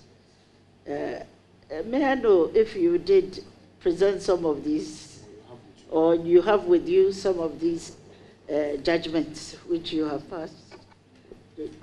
Honorable members, as a matter of fact, the nominees are here to answer questions from you. Questions were not given to the nominees in anticipation, as a result of which the nominee would have to bring copies of those excellent judgments that he has delivered there and then. So I will plead. Please ask another question. Chairman, with respect, for anyone who has followed proceedings regarding justices of the Supreme Court, the records will bear us out that we've always requested for some judgments that they have written. With due respect to Chair, I do not think that asking such a question is really out of order, because my Lord is known, his industry at the bench. So if he's asking whether you have any of your judgment or any ruling with you, yes, obviously, Chairman, you just allow. I mean, definitely appearing before us, it should be reasonably contemplated that a thing like that may be asked. Not that as a requirement, but obviously, since we want to know his views on the law, like the cases he mentioned, it would have been helpful if he had the judgment readily with us. Maybe, you know, he could say he could furnish us some of his judgment later. But it's something that we've been demanding. This committee, check the records, Mr. Chair. So I do not think that it's out of place. But I think it's even an opportunity for us to say this to the nominee. There are 6 of you who are left, that at least if coming, they should carry along some of the very groundbreaking judgments that have defined their career. It's always okay to carry them along. It's good for learning. That's all I would say. Honourable members, if the plea is to call on the nominee to make the judgment available later, I would have allowed it. But to say that do you have the judgment here without knowing whether the judgment will be requested or not, I believe that is not fair to the nominee. That's the reason for which I am overruling the question. Honorable Chair, not to challenge you, but I'm just giving clarity to the question that I asked. Because these are very interesting judgments that have been passed out there. So I thought it would be in our interest to have copies of such judgments. So if you can bring it later, I think we will appreciate it. Before the, yeah. Thank you. Allow that if the question is a suggestion to the nominee whether he can make copies of those judgments available. But I still insist, if the question is, do you have it here? I would overrule that one. Yes, thank you very much. Please, I will request that the nominee makes it available later before the decision is taken. Thank you. My last question, Honorable Chair. For the interest of everybody present, I think we know that in the judiciary, Ghana mandates retirement at 70. And in America, the US provides life tenure. Which of these two systems better serve judicial independence? And if I may ask, and why? And if I may ask, would extending Ghana's retirement age to 75 require some constitutional amendment? And would you support such a change? Thank you. Thank you, Mr. Chairman. If I got the question right, whether it should be, if I got the question right, what, Madam, are you asking whether we should extend the age to 75? Yes. Yes. All right, thank you. Thank you.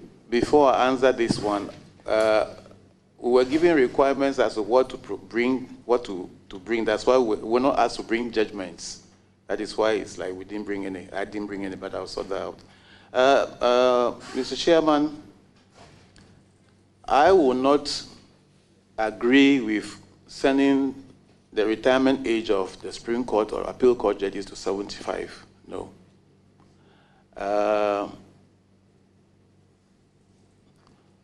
The retirement age as of now is 70. Madam, Superior Court judges retire on their salaries. I guess formally, you need to be advanced in age to get the experience and the exposure so that when you give judgments, it's respected, it's a solid judgment, because if you add in personal experience to the knowledge, the legal knowledge you have. But Madam, with all respect, of late, technology has made it such that what you need 60, 70 years to know, technology can make it available to you very early. So personally, my opinion is to keep it at 70. That is my opinion, not to 75. I want judges to retire very healthy, and then we can use them for other purposes like assessors. They can help the judiciary or the service in other forms like assessors to filter our cases. So I think we maintain it at the 70 as of now. That is my opinion. Thank you very much, and I wish you the best. Thank you. It's now the turn of Honorable Minority Leader. Honorable Roxanne Nelson, Achida Famoko.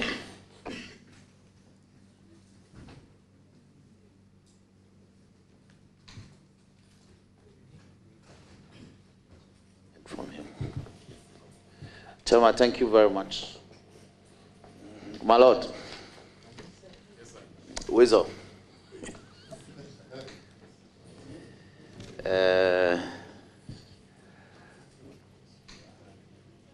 The old students of HEBS, they've sent me a message to let you know that they are extremely proud of you. Thank you. I thank them. And they wish you all the best. Thank you. Yet, my Lord, I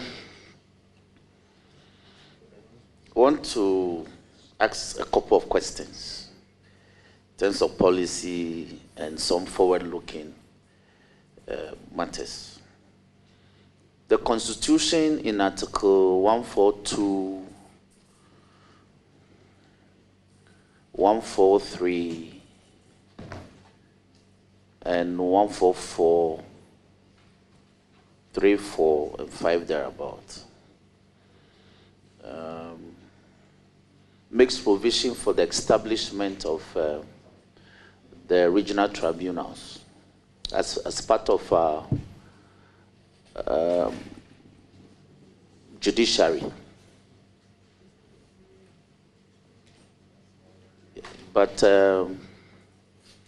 there's been some hesitation, or not some hesitation, but marked hesitation to apply this provision of the Constitution.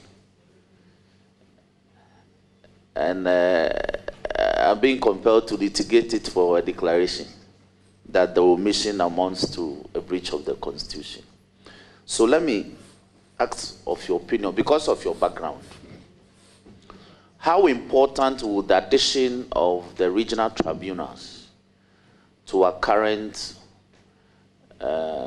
judiciary, the current structure of the judiciary, High Court up to the Supreme Court, serve the needs of the judiciary? Thank you, Mr. Chairman.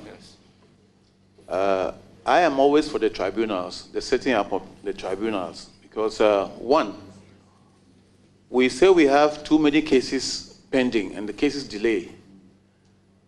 If we set up more courts, definitely it's going to help alleviate that situation. And secondly, we shouldn't lose sight of the fact that the qualification of the tribunal chairman is the same as the High Court judge. It's just that two ordinary people who are not lawyers are to help him, assist him. So I don't see, it's just the nomenclature, the naming, but the jobs done are virtually the same. And then more criminal cases will go to the tribunals because they wouldn't do civil. So it gives more chance to the mainstream court to have more time for civil cases. So I am always for the tribunals. We need more of them, especially the lower tribunals. Justice emanates from the people. Why don't we give them courts manned by the people from whom justice emanates? So I am always for the tribunals. And the Constitution says it has to be done. So it has to be done. Thank you. Thank you very much. My Lord, I have been waging two wars. One in respect of the welfare of some judges, and one in respect of the welfare of law students, so to speak. So in respect of the judges, we have at the magisterial level, we have the career magistrates and what the judiciary has come to describe as professional magistrates, trained lawyers who have been elevated onto the bench from the magisterial level, and a program that produces magistrates with some structure to be attained as chief magistrates when you go through the ranks. What I have observed, having become a member of parliament, is that there are disparities in their conditions of service. Disparity in the sense that the career magistrates do not have official accommodation. They do not have official vehicles to assist them to work. Yet the professional magistrates, they have official accommodation and they have official vehicles. And my Lord, within the Labor Act, they do equal work. And the law is very clear. This House passed it that equal work must attract equal pay. So as a matter of policy, will the Judicial Council consider aligning the conditions of service of the career magistrates to that of the professional magistrates as district court judges? Thank you, Mr. Chairman. I remember very well when I was on the council last year, this issue cropped up and a committee was set up to solve the issue, to make them, to bring the parity. Just as you rightly said, they do the same job. So you are right to say that they deserve equal remuneration and the perks that go with it. So I support you, they deserve that. I think the committee is working on it. I don't know whether it's out yet, but it's being taken care of. They deserve what you are saying. Thank you. Great. My Lord, my other war that I wage, and which I think the Judicial Council will have a role to play, is in respect of the legal reforms that we want in legal education. Some faculties have been accredited to run the academic programs, but they have not been accredited to run professional programs. But there's been a bloat in the number of the faculties that produce men that obtain academic qualification necessary for you to train as a professional lawyer. So our monolistic law school is inundated with the numbers. And I've seen hesitation on the part of the Judicial Council, which has very large membership on the General Legal Council, to advise that the law school, there should be, by way of license, so to speak, the faculties be granted the license to also train professionally, and then we can have one bar exams, whether twice a year or once in a year. The modalities can be agreed upon. But we need the faculties to train professionally as well as our law school, as it is. When you get onto the Supreme Bench, will you consider by way of policy? Because every Supreme Court judge has the potential of acting as a Chief Justice at one time.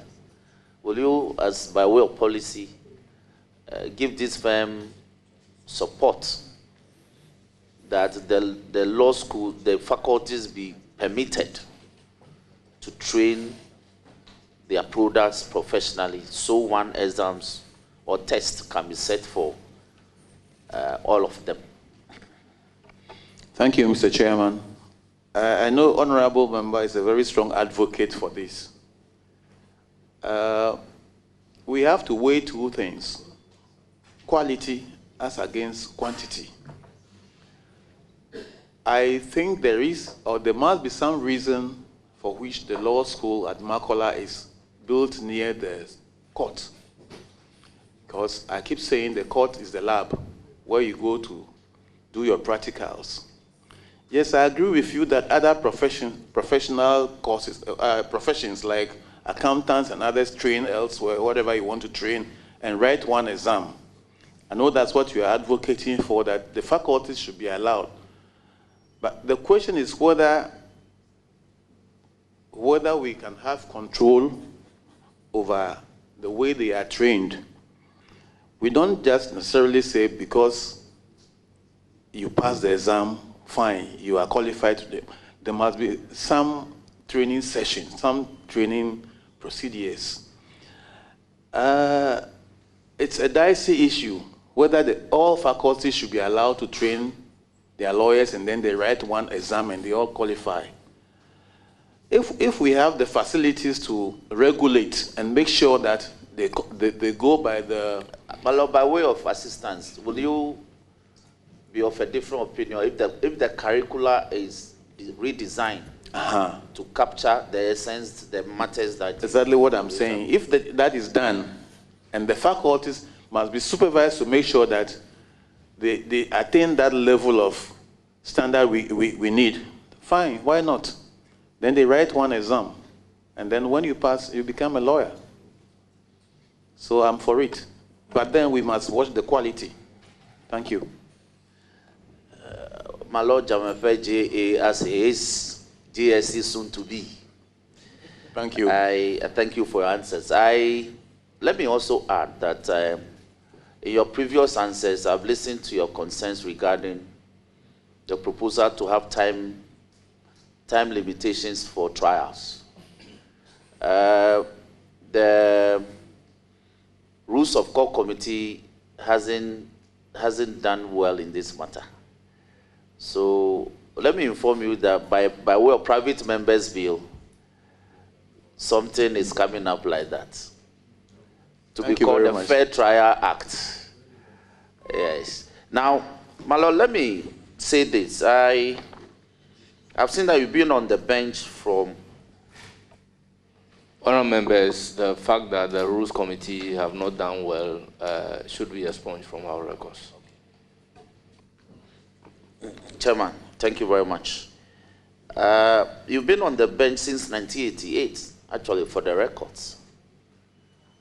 So that's about 37 years as a judge.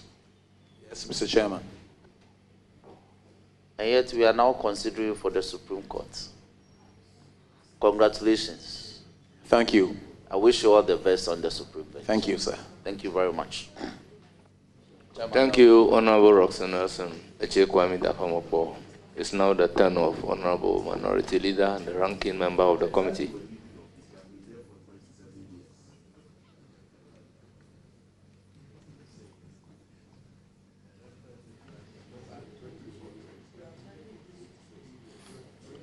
Chairman, thank you for the opportunity. Chairman, as you read in your opening statement, this committee is fortified by a letter from the President dated the 20th of May, 2025, which letter states as follows: that on 29th of April 2025, I submitted my nominations by letter to the Judicial Council for appointment to the Supreme Court. The chairperson, Acting Chief Justice Bafo Boni, on behalf of the Council, advised me on the 5th of May 2025 of the suitability of my underlisted nominees for appointment to the Supreme Court. The letter goes on. In accordance with my duty under Article 1442 of the Constitution of Ghana, 1992, I consulted with the Council of State by submitting the above names and their curricula vitae to the Council of State.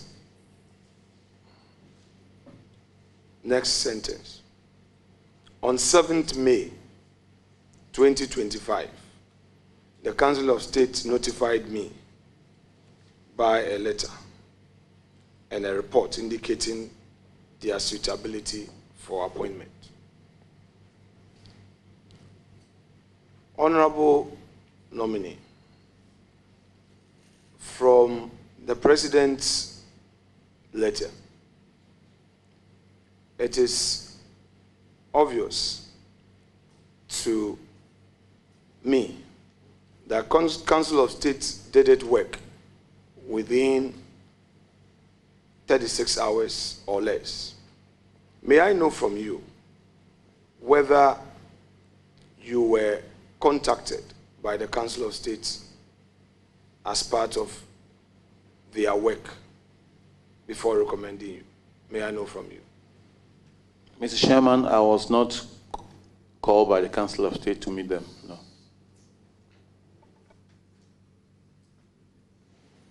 Now, would you disagree with the suggestion regarding the speed with which the Council of State communicated back to the presidency? 36 hours, Council of State consultation. Do you find it rich? Mr. Chairman, that one is beyond my Very well. control. Very well. Now, as part of our own due diligence as a committee, we peruse your CV. And here, just to avoid surprises, I want to ask you whether you have your CV with you. You have it right with you? Yes, Mr. Chairman. In soft or hard copy? Hard copy. Very well. So we'll have a little exercise on your own CV. Okay. Good. So as part of the due diligence that this committee did, it attempted to validate some of the information by relying on other institutions of state. On the issue of educational background, item 1, Norwegian School of Management, Oslo, Norway, MBA in Leadership and Strategic Management. The state institution relied on to validate this could not confirm this for us. Are you able to provide us with the certificates and the transcript of this qualification you've so provided yourself? Yes, I'll do that. I Very can. well. Then the state agency you relied on didn't do a good job. Yes, we relied on the NIB. They wrote to us formally. I schooled there, and I can provide you the necessary things you want. The NIB wrote to us formally. Now, let us, so you agree that sometimes our state agencies make mistakes or they fail us. You agree with me on the basis of this? Since you said they didn't do a good job. Obviously, that's the result. Anyway, let's make progress. This program, you've stated that you did it between 1994 and 1995. Was it a scholarship from the Judicial Service, full-time program you took off your work as a judge and pursued in Norway, or it was some correspondence or part-time? Mr. Chairman, this is a full-time course. I was given scholarship by the Norwegian government. In 94, 95, when we were integrated into the mainstream judicial service, we were not working. So I took the opportunity, took permission from the service, and went to pursue this course and came back after a year. So the scholarship was not routed through the judicial service? No, it was the Norwegian government scholarship.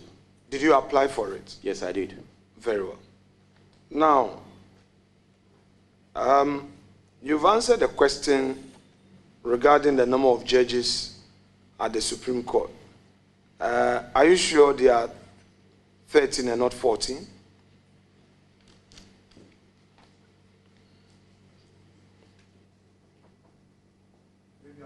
I'll give you the time to reconcile that. We'll come back. What if yes, okay, if you give him the time, I can refer to our diary and see the correct numbers. Yeah, sure. That's what I'm saying. I'll give you time to reconcile that. Now, still on your CV, you went to the training college. Yes, Mr. After Chairman. the O-level. Yes, Mr. Chairman. Then just after the training college, you went to the university from the records and the dates you provided. Yes, Mr. Chairman. So, I taught for a year before going to the university. Yes, before going to the university. After I finished training college, I taught for a year. Within that year, I went to the university.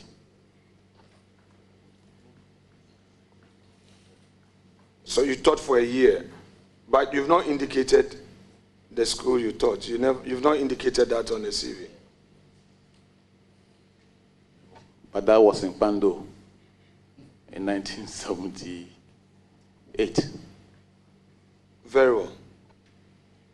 Because, so when did you finish the training college? Which you say 75 to 78.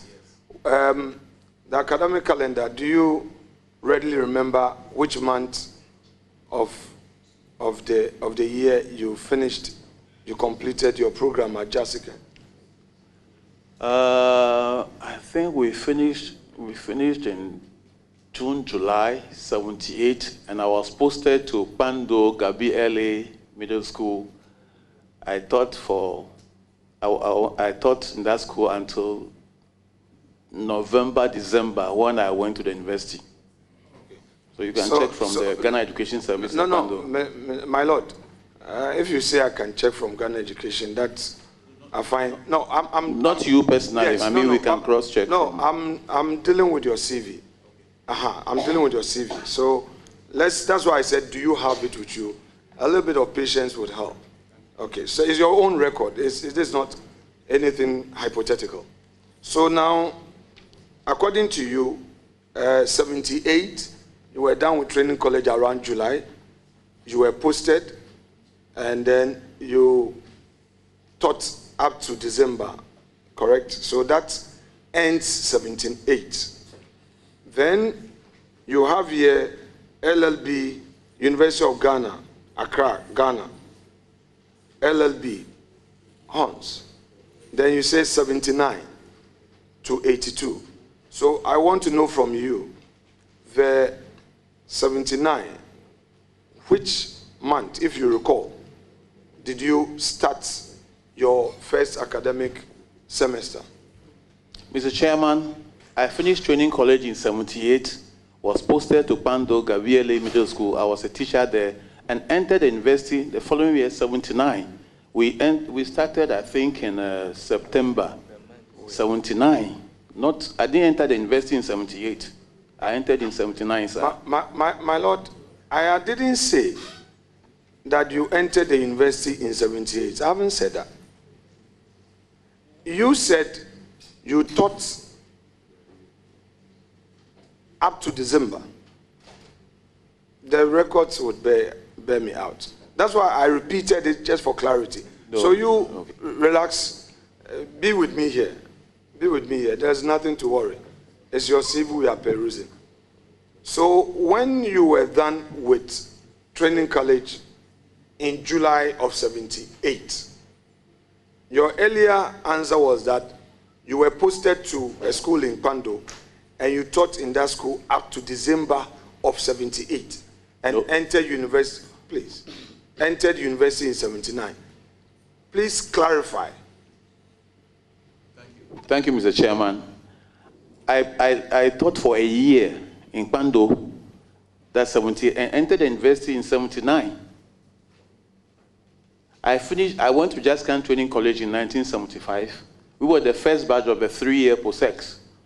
Finished in 78, and I was posted to Pando Gabi LA Middle School, where I taught for 1 academic year. And in 79 September, I went to the university. So if, Mr. Chairman, the CV says 79 to 82 to the university. Yeah, so it means that your earlier answer that you taught up to December. I don't remember. Did I say that? Yes. Oh, then I'm sorry. That's why I came back. Then I'm sorry. Yes, that's why I came back for you to reconcile. No. Okay, very well. So, my Lord, you also said, you stated on your CV, you said you went to training college after your O-level. Now, I am aware of Cape Coast University those days. They would admit A-level, SS, professional, or mature students. Did you enter the university with your O-level certificate, or you entered as a mature student, or with a combination of your post-secondary certificate, that's your training college certificate? Mr. Chairman, I entered with 3 A-levels, not post-sec degree certificate. I wrote the A-levels whilst in the training college. We have adult education courses there, and I had 3 papers before entering the university. I wrote the A-levels in the training college, and that's what I used to enter the university. Which subject did you do for your A-level? Economics, religion, and geography, and then general paper. My Lord, you said you only speak English and Ewe, correct? Fluently, correct. But you stayed in Aguna Sudro for more than 6 years, and my Lord did not make an attempt. Is that the case?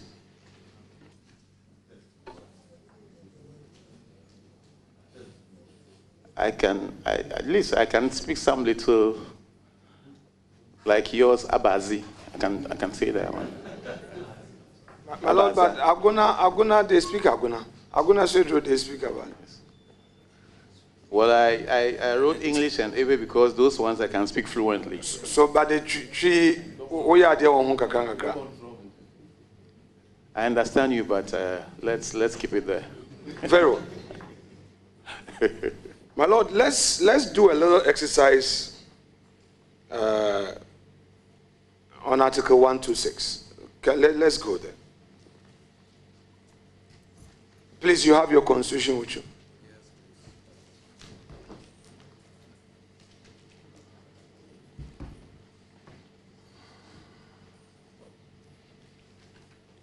My Lord, you there? Yes. Very well. In your earlier submissions, you indicated that Superior Court justices retire on their salaries, correct? Not yes, but not fully, because you need to do a number of years. Okay, so if you say you need to do a number of years, let's bring clarity to it. Superior Court justices are in 3 categories: Supreme Court, Court of Appeal, and the High Court. Correct? Yes, Mr. Chairman. Now, which of these categories? 4, Regional Tribunal stroke High Court. Regional Tribunal Chairman stroke High Court. Very well, it's the same thing, 3.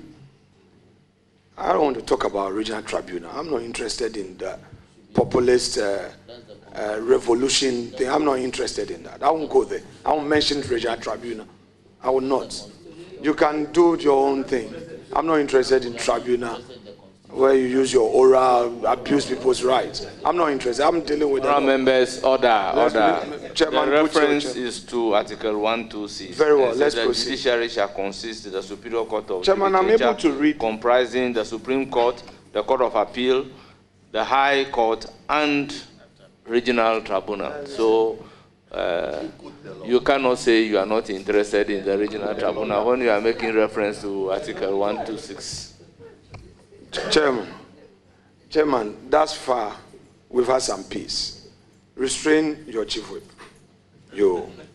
We kept quiet for him to ask all his questions anyway. So, which of the categories is the number of years of service applicable to? Mr. Chairman, some people join the service from after civil servants who have retired. For example, there were 60 where they were working before joining us. My Lord, I'm not stopping you. I'm not stopping you. Please. We may stay longer depending on your approach. We may have a very short session if we deal directly with the issue. And that's what I would prefer, the latter approach. So please bear with me. We know the Constitution defines 3 categories: Supreme Court, Court of Appeal, High Court / Regional Tribunal chairs. And in your answer, you qualified the earlier position you had taken, that Superior Court justices retire on their salaries. You qualified it by saying that, yes, but it depends on the number of years of service. I want to know from you, of the 3, High Court, Supreme Court, Court of Appeal, which of them is this number of years applicable to enable them retire on their salaries? Mr. Chairman. Or is applicable to all? It's applicable to all. Oh, I see. So, for instance, if a person is nominated to Supreme Court and he serves only 4 years and retires, is it the case that he would not qualify to retire on a salary? Is that the case? Mr. Chairman, it depends on the number of years you've done the civil and the public service before joining. So let's be specific. The person, if you the person came from the bar. He's a private practitioner who was nominated, a professor at a private practitioner from the private sector, a businessman, someone who has worked with corporate Ghana and not in public service or civil service.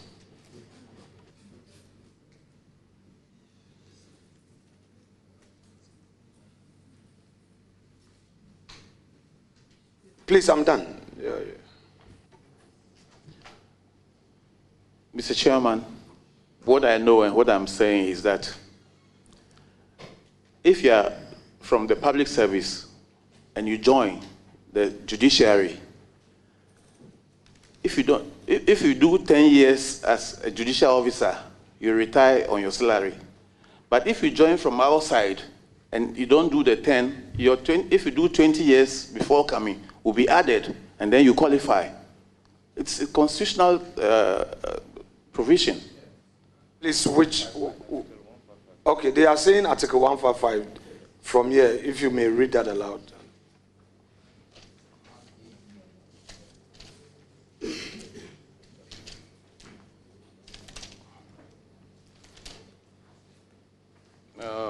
Mr. Chairman, it states that notwithstanding the provision of this chapter, a justice of the Superior Court of Judicature who has attained the age of 60 years or above shall, on retiring, in addition to any gratuity payable to him, be paid a pension equal to the salary payable for the time being to a justice of the Superior Court from which he retired, where A, he has served for 10 continuous years or more as a justice of the Superior Court of Judicature, or he has served for 20 years or more in the public service. For 20 years or more in the public service, at least 5 continuous years of which were as a justice of the Superior Court of Judicature. And upon retirement under the clause, he shall not hold any private office of profit or emolument, whether directly or indirectly.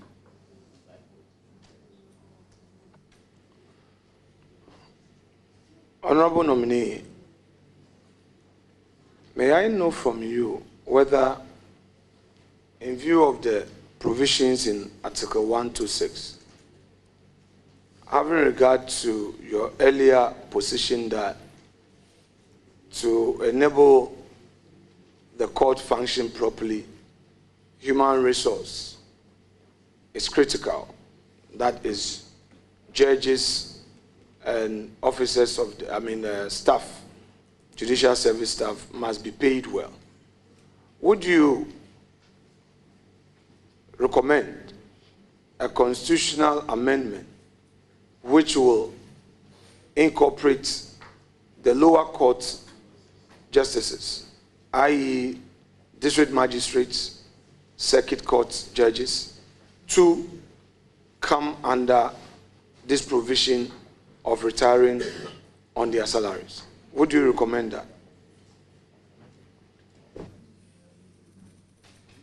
Mr. Chairman, this depends on the kitty. I wouldn't recommend that. I think this is an incentive for you to work hard and enter the superior court. I think it's a way of rewarding you for your hard work. So I wouldn't recommend that everybody falls into that category, sir.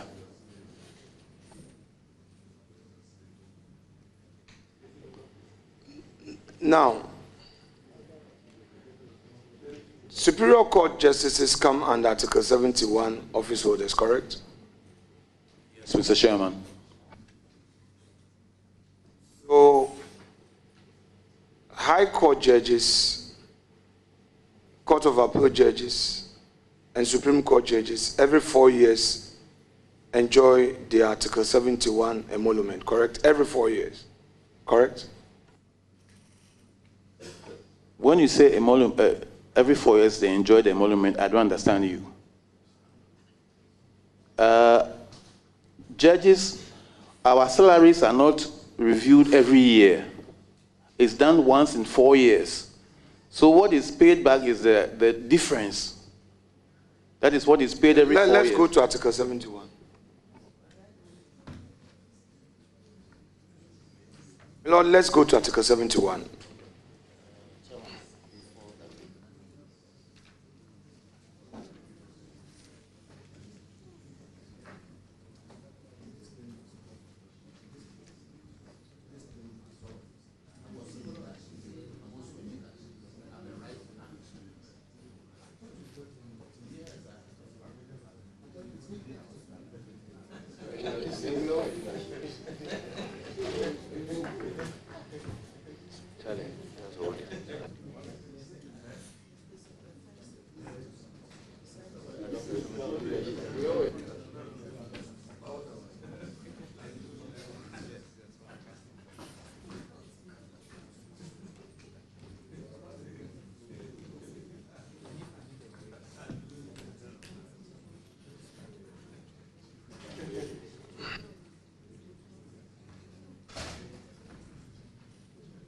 Yeah, my Lord, if you may read 71 for us. Okay.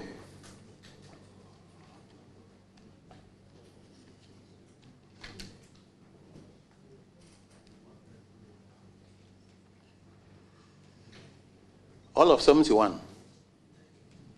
Rightly so. The determination of certain emoluments, 71.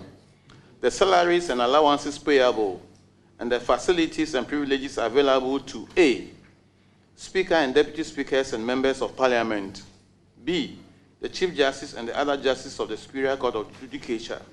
3, C, the Auditor General, the Chairman of the, and Deputy Commissioner of the EC, the Commissioner for Human Rights and Administrative Justice, and his deputies, and the District Assembly's Common Fund Administrator.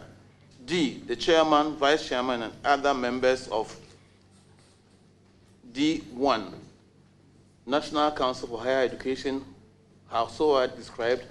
2, the Public Service Commission. 3, National Media Commission. 4, Lands Commission, 5, National Commission for Civic Education, being expenditure charged on the consolidated fund, shall be determined by the President on the recommendations of a committee of not more than 5 persons appointed by the President, acting in accordance with the advice of the Council of State. 2, the salaries and allowances payable and the facilities available to the President, the Vice President, the Chairman, and other members of the Council of State, Ministers of State, Deputy Ministers, being expenditure charged on the consolidated fund, shall be determined by Parliament on the recommendations of the committee referred to in Clause 1 of this article. For the purposes of this article, and except as otherwise provided in this Constitution, salaries includes allowances, facilities, and privileges, and retiring benefits or awards. Thank you.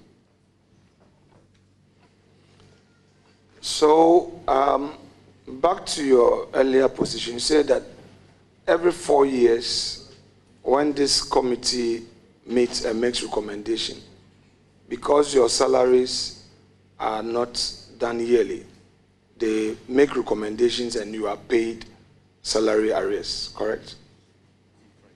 Yes, Mr. Chairman. Which is known on the streets as emoluments. Yes, Mr. Chairman. So, you disagree with any suggestion to the effect that Article 71 is only there to benefit the political class from the reading you have just made? From what you have just Mr. read. Chairman, what the Constitution says is what it is, not the interpretation people put on it. This is not, it doesn't mention a political class here. It mentioned the categories of people who should enjoy this Article 71 emoluments. Yes, so I'm saying that from what you have just read, those to benefit from Article 71 is not limited to the elected political class. That's the point I want to make from what you've just read. Yes, I think you are right. Correct. Now, my Lord, I want us to go back to an earlier position taken by my respected learned colleague, the leader of the House, Honorable Ayarga. He relied heavily on the CJ, Justice Araba Isaba Tokuno's recommendation to suggest to you that there's really nothing wrong in increasing the numbers at the Supreme Court. And you seem to have agreed with him, correct?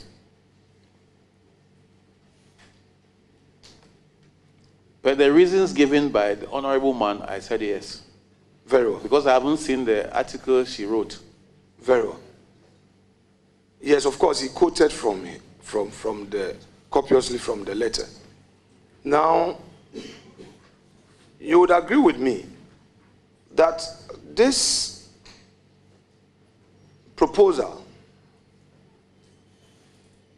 led to a public outcry. But now, we are adding 7 more to the same court. Would you, as a beneficiary of this, would you say that that criticism was unfounded?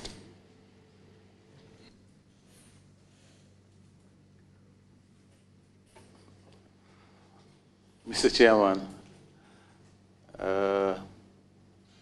if I got it right, it's the Judicial Council that raised the first criticism. The Judicial Council, if I got it right, that the names didn't originate from them. That is all I know. So it was not like I am a beneficiary of, like the word you use, beneficiary. No. I was nominated by the President of the Republic to become a Supreme Court judge. I don't know whether it's based on an article or anything. I just was nominated, Mr. Chairman. So I cannot tell whether I'm a beneficiary or people, no. My Lord, the argument was to the effect that the Supreme Court, the highest court of the land, was being packed. And in fact, a colleague of yours who had been vetted, I think my lady, is it Benasco, wasn't?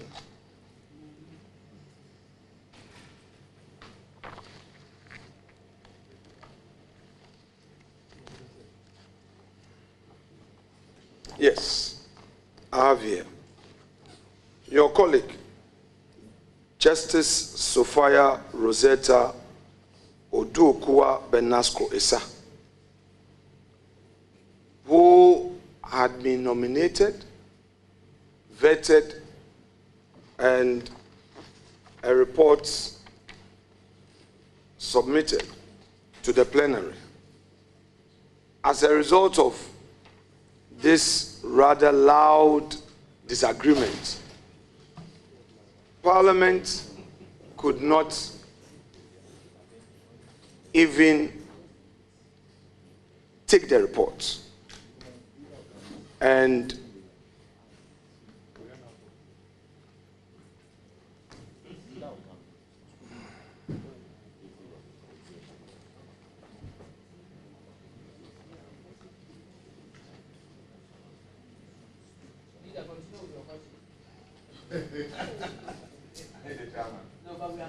Please continue.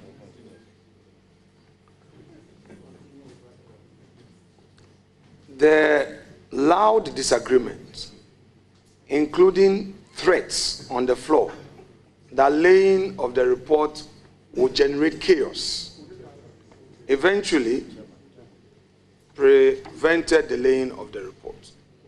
I want to know from you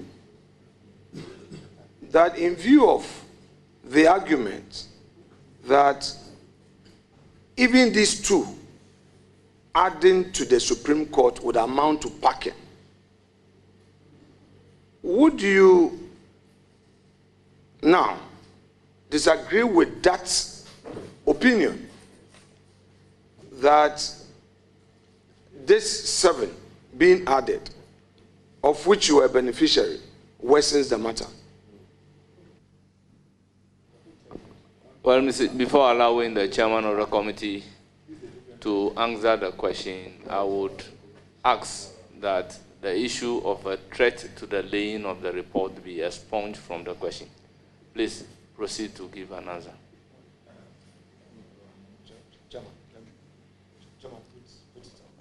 Chairman,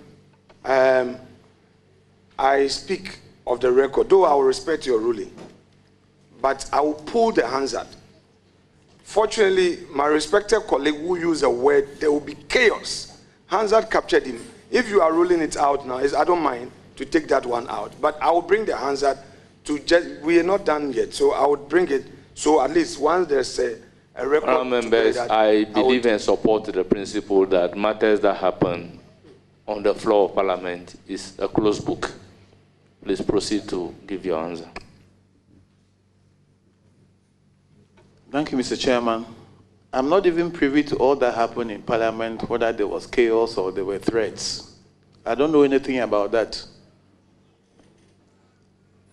I have just been nominated to the Supreme Court. I don't know anything as to whether I benefited from anything or, I don't know, Mr. Chairman. I can't exactly tell what happened on the floor of Parliament. I don't know. That is what I can say, Mr. Chairman. My Honorable Nominee, did you become aware of the general apprehension in the public space regarding the two nominees as same amounting to the packing of the Supreme Court. Did you become aware of the general apprehension in the public domain at the time? No, Mr. Chairman. Okay, fine. Would you disagree with any suggestion to the effect that these 7 nominations from the president at a go amount to the packing of the Supreme Court? Would you disagree with that suggestion? I think you answered this question, said no. So why is the question being repeated? So Honorable Minority Leader, with all due respect, proceed with another question. He says no to it.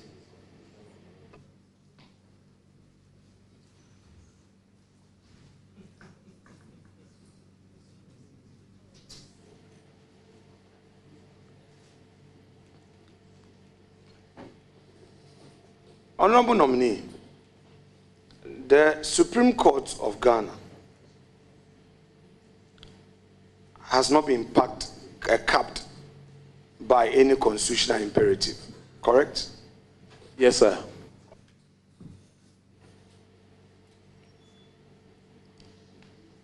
Yes, there's no cap.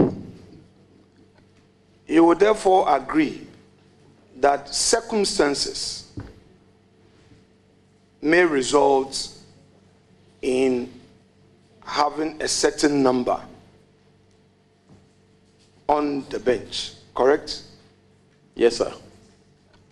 So, in view of that, you would disagree to any suggestion that seeks to condemn or criticize or create a certain apprehension when nominations are being made with justifications for the number to go up to a certain point. You disagree? Mr. Chairman, it depends on the justification. It depends on the exigency and the justification according to the nominations. Thank you. You will agree with me that the current 7 nominations have not been accompanied with any verifiable justification or exigencies. You would agree with me? Mr. Chairman, I'm not appointing authority, so I wouldn't know why. So it's difficult for me to answer why. Chairman, I want to register a protest on record. I know that you are not sharing your power. I would plead through you to my respected colleague seated immediately to your right. The interjections, though not on record, those interjections are becoming too loud and too many. And we've started well. The man seated there, I've appeared before him, and he knows me very well, and I know him very well. We are discharging a constitutional duty. If it were to be on personal level, I say, my Lord Dzamefe, please, I've passed you. We are doing a constitutional exercise, and we have political views on certain matters. You've had your turn. This thing that we do, then it get out of hand, the public misconstrue us. I don't want it to happen. Please restrain him. Please restrain him. It must not continue. All other members are accordingly restrained. The floor is given to the minority leader and the ranking member of the committee. So you must add or sign him to be say that. No, this attempt to run me under the bus, I won't accept it. Were you not interjecting? Were you not? Did anybody protest? Please. You have the floor. You have the floor. Please continue with your question.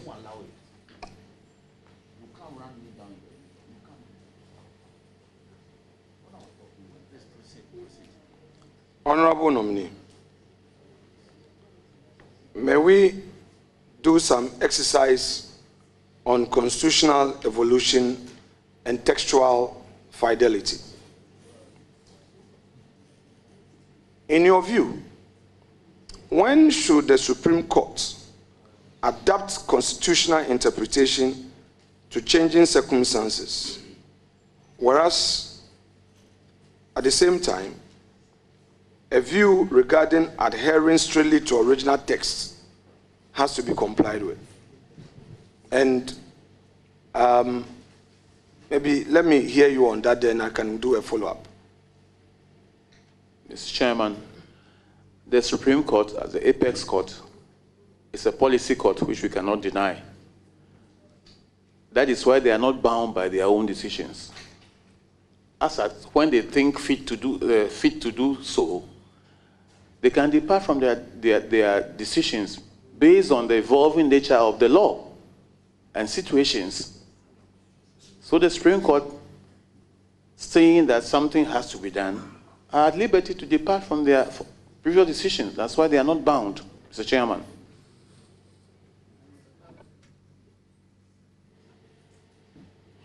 Can you provide an instance where you would favor evolution and one where you would insist on textual fidelity? I know I have a textualist right by me, but who am I to even say he's seated to my left or right? I have a textualist with me. Proceed to ask your question.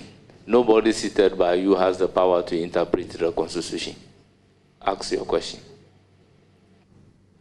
So may you provide an instance where you will favor evolution and an instance where you would insist on textual fidelity? Mr. Chairman, if the Supreme Court gives a decision, we are all bound by it. But then, when you can depart when the decision is given per incuriam, or a wrong law has been applied, or the decision becomes unjust in the circumstances. And if you can differentiate the facts, you can depart from it, Mr. Chairman.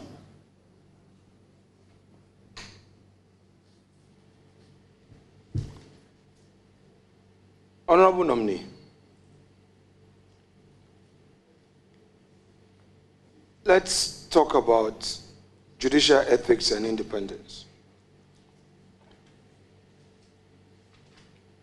Would you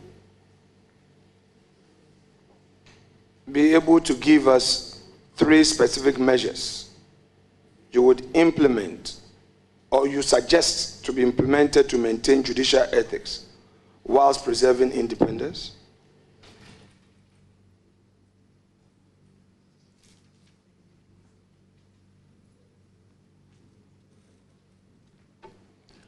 By the ethics of our job as judges, 1, you go strictly by what is before you, that is the evidence before you, and the facts. If I got the question right, you base your decisions on the evidence and the facts before you. You are not to depart from this. And then if it's I don't know whether it's the social aspect you are asking, your comportment, your rapport with lawyers who appear before you, it's there. You must know how you relate to parties who appear before you, the language you use in court, comportment, as I said earlier, your punctuality, even your own outlook as judges. And then you must not meddle into politics. You must be independent. You must just give out your mind. You don't care whether it's coming from A or B. These are some of the ethics we go by. And then you must know where you go and where you don't go, where you are seen and where you are not seen. Thank you. So in view of that, how would you then balance the question of transparency with the need to avoid inappropriate commentary on legal issues? You just have to know how to balance it. It's a thin line. If you heard me earlier, I said comments and opinions passed by judges carry a lot of weight because you don't know when a case will come before you. So you have to be very sparing as to comments you pass because, one, a case may come before you and the facts may be different, not on all fours. You have to depart from what you said. Even some people can even petition your recusal from the case because of a comment you once passed. So you have to be very careful as to the comments you pass as a judge because it carries weight.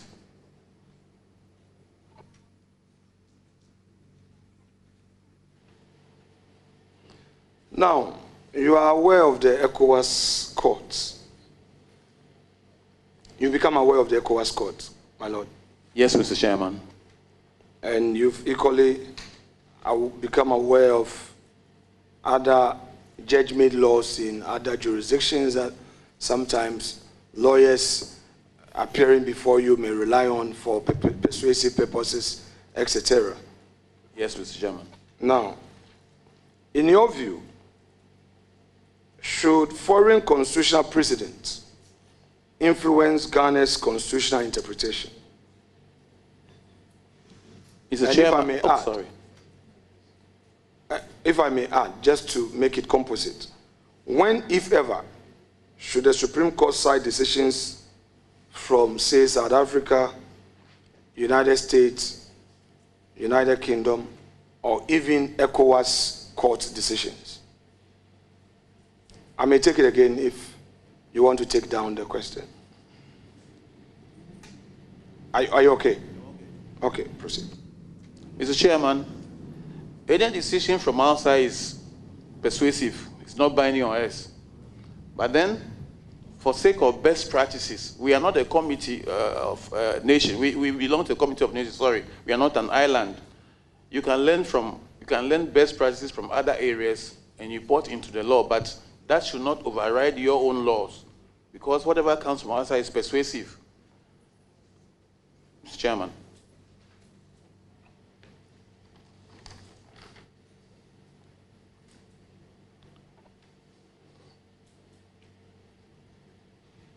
Now, on the issue of democratic theory and constitutional purpose, I want to know from you, do constitutional term limits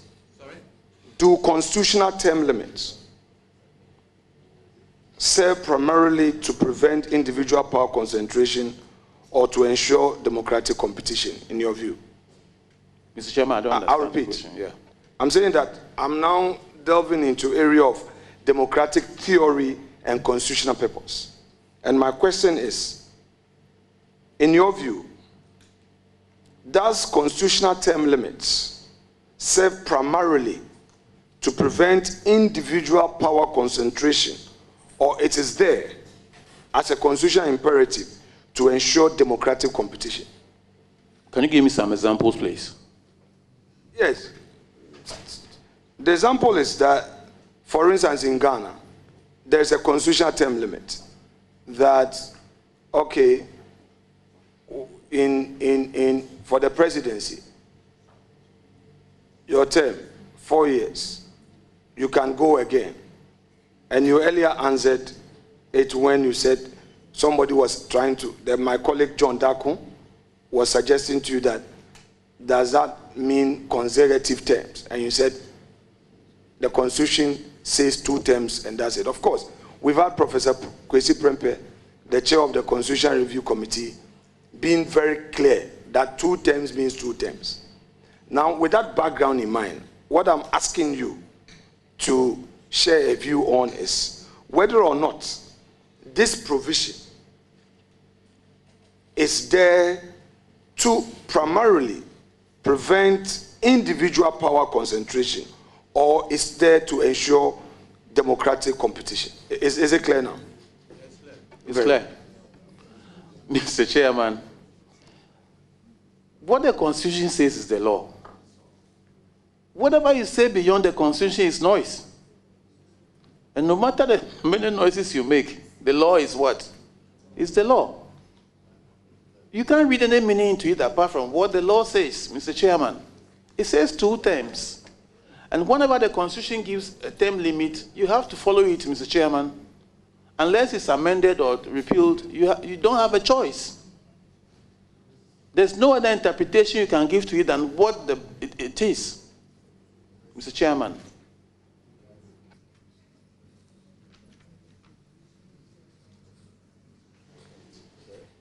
My Lord, you have earlier expressed a view on interpretation methodology, and you ran us through the various issues to consider. And I think I heard Honorable Ayariga commending the view expressed and invited the students to pay attention to that. Having given that view, and I would want to ask you this. Ghana, which sometimes can have politically sensitive cases, should the Supreme Court err towards restricting or expanding executive power when text permits multiple interpretations? And if so, what factors will guide that?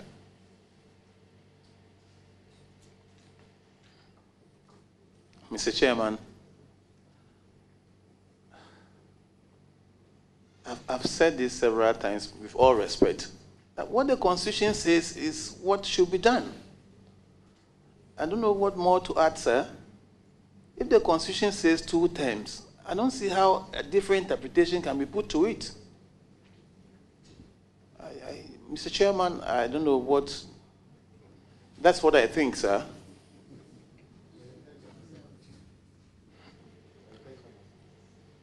My Lord, your colleagues who came before you, especially during Kufuor's era, had cause to give a certain interpretation to the Constitution. And just for our purpose, I remember that in looking at the law, they suggested, they made a strong point in their judgment to the fact that once the president is out of the jurisdiction, there must be someone in the jurisdiction to act, and the person must take the judicial oath. Now, it's been long. This ruling or judgment has been in our books for so long a time.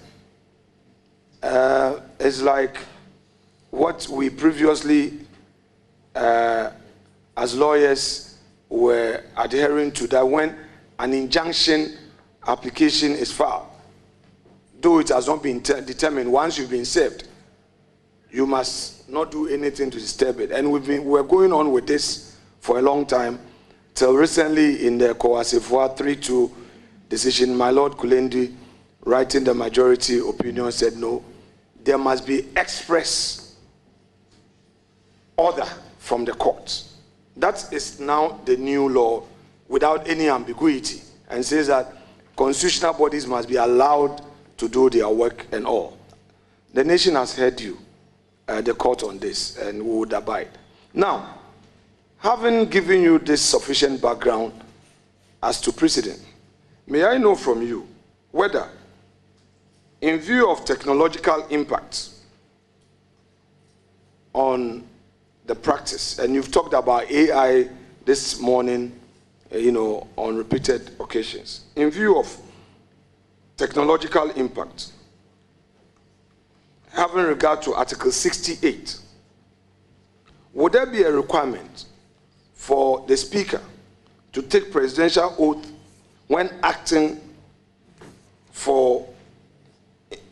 in the absence of the President and the Vice President? Mr. Chairman, if the law says he needs to take an oath, he has to take it. If it doesn't say so, then he doesn't take it.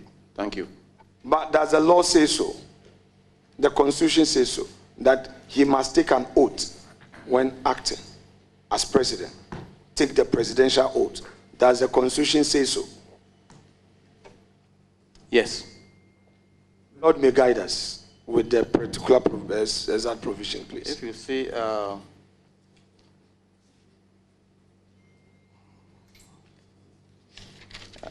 think it's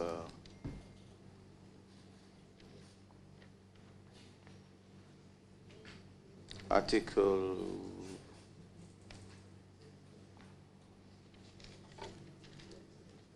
Well, I can't get it offhand, but Mr. Chairman, we can look at it. You can take your time and provide that later. But you can furnish us with that later. But my Lord, my question directly related to this is that in an era of instant global communication, does this distinction remain constitutionally necessary? And should, quote, absence from the Republic, unquote, be redefined, in your view? Mr. Chairman, with technology now, absence, it has a different meaning now, because a case came before me as to the meaning of working from home, as to whether during the COVID time, working from home, whether it's from your house or from outside the workplace. I think if the president, this is my opinion, please, if the president should be out of the country, let's say for 1 day, and coming back, yes, the Constitution says there should be no vacuum. But if the person has, if the technology can make you work from outside your office, but well, the law says if you are out of the jurisdiction, fine. But if you are in contact with those who you work with, I don't really think, and the period is that short, maybe 1 day, I don't think there should be this ceremony when you are coming back the following day for somebody to swear an oath. And then the following morning, the president or whoever's oath is taken is back. Is my law departing from the law is the law? The law is the law, but I'm not departing from it. But what I'm saying, this is my personal position. Mr. Chairman, what I'm saying is that, let's say the president goes to Nigeria and will come back in the evening. He's not in the country, but that does not necessarily mean that the vice should take an oath to act for him when he's coming back in the evening. I mean,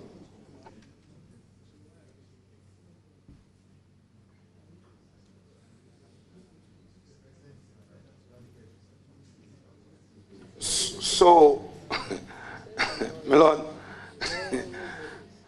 Lord, so you yourself, you are very dynamic in your views, because you see, earlier, your view of the law, when we were talking about some other provisions, you were like, the law is a law, which is true. But again, you have now qualified it, giving it a purposive interpretation to meet the times by saying that, yes, if the person is going out for just 24 hours, would there be the need to have that ceremony of having to take the oath and all? So, therefore, you would agree with me that eliminating the speaker's oath requirement in such circumstance would be prudent, correct? No, Mr. Chairman, what I said was my opinion. That was my opinion. You are here to express an opinion. Yes, may not necessarily be the law. If the law insists that... My Lord, it's your opinion that becomes the law. The Supreme Court is policy decisions. But it doesn't override the Constitution, sir. Well, my Lord, we would reserve that debate for another word. But all right, thank you. I will come back to you. Let the chairman intervene and we'll go back to it. Honourable members will listen to my Lord very well. He indicated that the law is a law. The thought-provoking issue that he is stating is that if the president is traveled to Nigeria and will come back the same day or the following day, both the president and the vice president are not there, do we have to do the ceremony by way of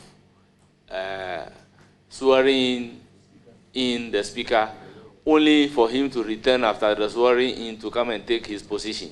So these are issues that we can look at. So he still believes that the law is the law. So, well, Lord, I think the jury is out there to have their own bite, so I will not belabor. Now, there is clarity to me on the issue of, in the absence of the president, the vice president acts. There is also clarity to me on the issue of, in the absence of the vice president, the speaker acts. But what is not clear to me is the earlier position regarding, the earlier position you took regarding the Chief Justice, that in the absence of the Speaker, the Chief Justice would have to act and take the presidential oath. Now, my Lord, is this position you took earlier in response to a colleague's question emanating from the Constitution expressly, that in the absence of the Speaker, the Chief Justice takes the oath of office as acting president? Is there such express constitutional provision? Or you are just, you stating so as a matter of course, that there should be no power vacuum?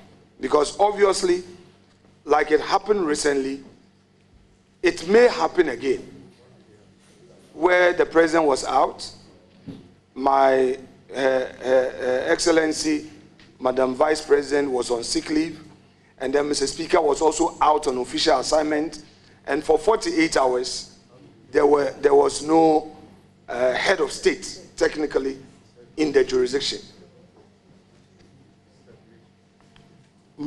Mr. Chairman, I was answering a question asked by an honorable member as to the hierarchy.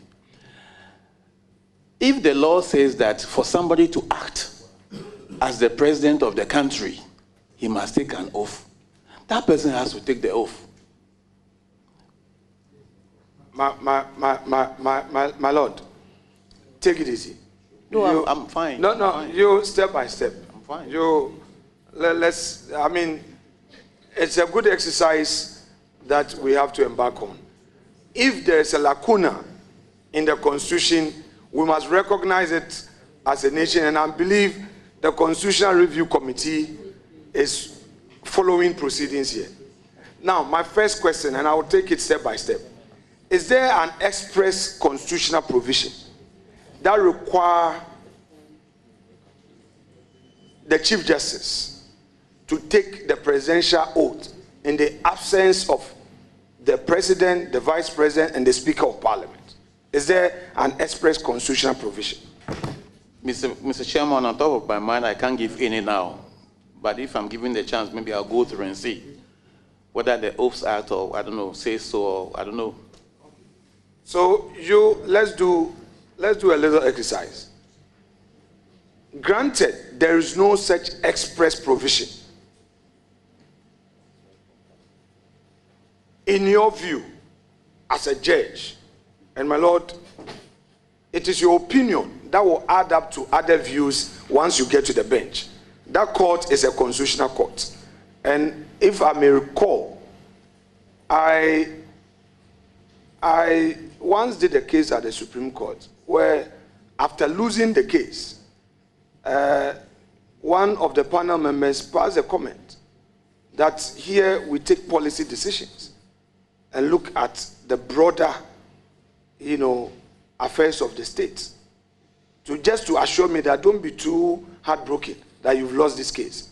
And it was a very sensitive matter that had to do with some freezing and of account and the state utilizing some exhibit account. And later I appreciated the position of the court that if all those monies that had been used by the state as exhibit account were to be said that go for your money, it would have been something else. So that is the background to the point I'm making. Now let's come back to the issue.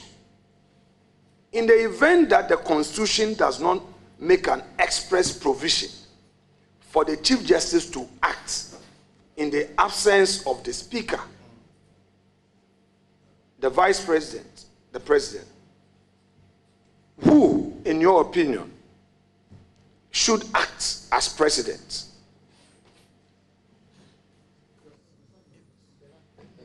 You mean if the Vice is not in? Let me take it back. Yes. The President is not in the country. The Vice is not in. The Speaker who took the presidential oath has also traveled. Who is the next to take? Mr. Chairman. Is there an express provision? You see, there shouldn't be a lacuna. At every point in time, somebody must head this nation. The three are not in the country.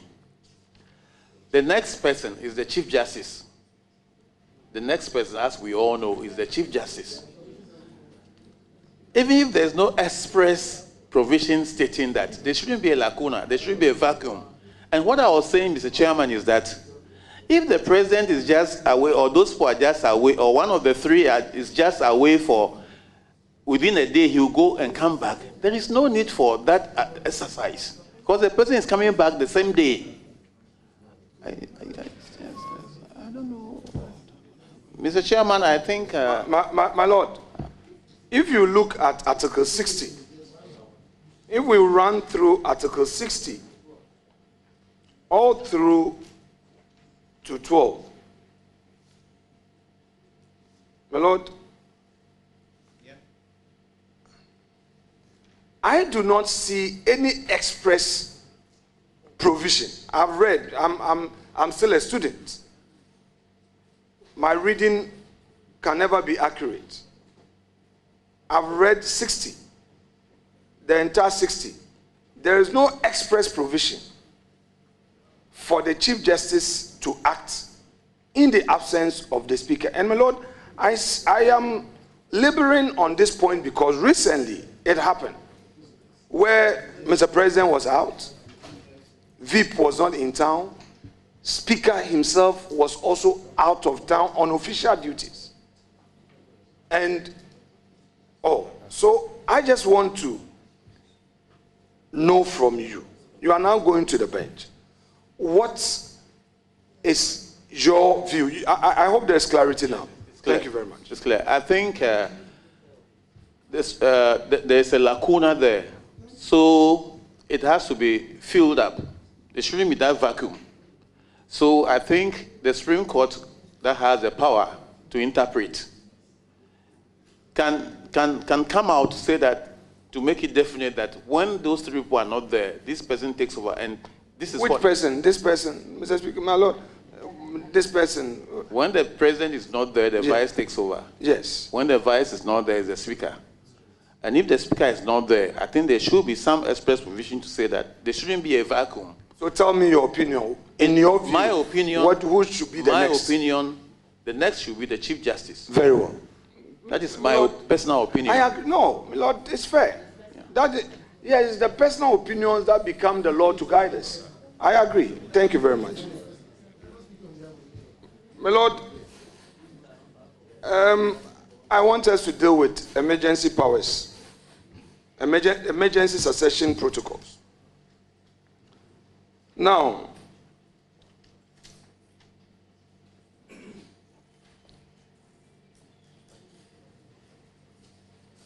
constitutional succession framework designed for unprecedented circumstances. In your view, should temporary successors beyond the Vice President have full executive powers? And what constitutional limitations, in your view, should apply? Because they've taken an oath. They've taken the presidential oath. Yeah, Mr. Chairman, yes, they've taken the presidential oath, but I don't think they can exercise all powers in the absence of the President. There must be a limit. For example, if the President should travel, the Vice travels, and then the Speaker takes an oath to act. and he decides to change ministers, appoint new ministers in their absence, it's not the best. So I think, yes, to avoid a vacuum, yes, somebody must lead, but certain decisions cannot be taken by that person. I think so. But the person has taken a presidential oath. Yes. Now, how would you balance governmental continuity with democratic accountability in extended succession scenarios? I don't understand, please. So we've talked about succession. They could be temporal, but we can have situations where the time could prolong. And in your view this afternoon, you have also said that, look, those powers must have limitations. For instance, the person acting should not have the power to fire or even appoint ministers. I've heard you. Now, I'm saying that in view of that, how do you balance this governmental continuity, which is allowing somebody to act, and the requirement of accountability? Mr. Chairman, the state must run in the absence of those people, as we said earlier. Yes, we have to balance it. The state must not come to a standstill. But then you must know the kind of decisions to take in the absence of the substantive people. That's what I think, sir. The state must run.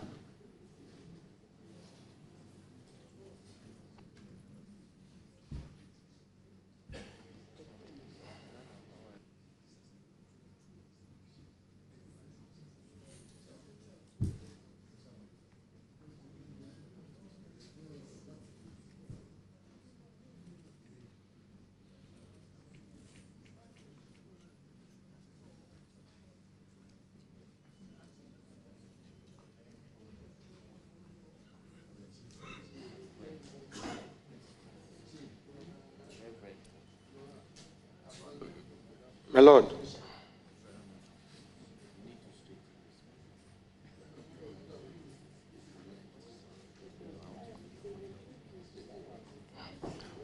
In your view, what are the specific constitutional amendments you recommend to modernize Ghana's political succession framework?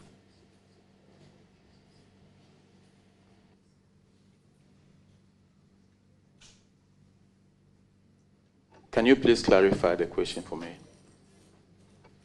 Well, I'm rooting it on the earlier foundation that I laid, the temporal succession, who is taking over and all that, in the absence of this, that, and you've already expressed some broader views. Okay, so I now would want to hear your views regarding some recommendations, because you've talked about some limitations. I just need you, in view of that, to make certain proposed recommendations by way of constitutional review.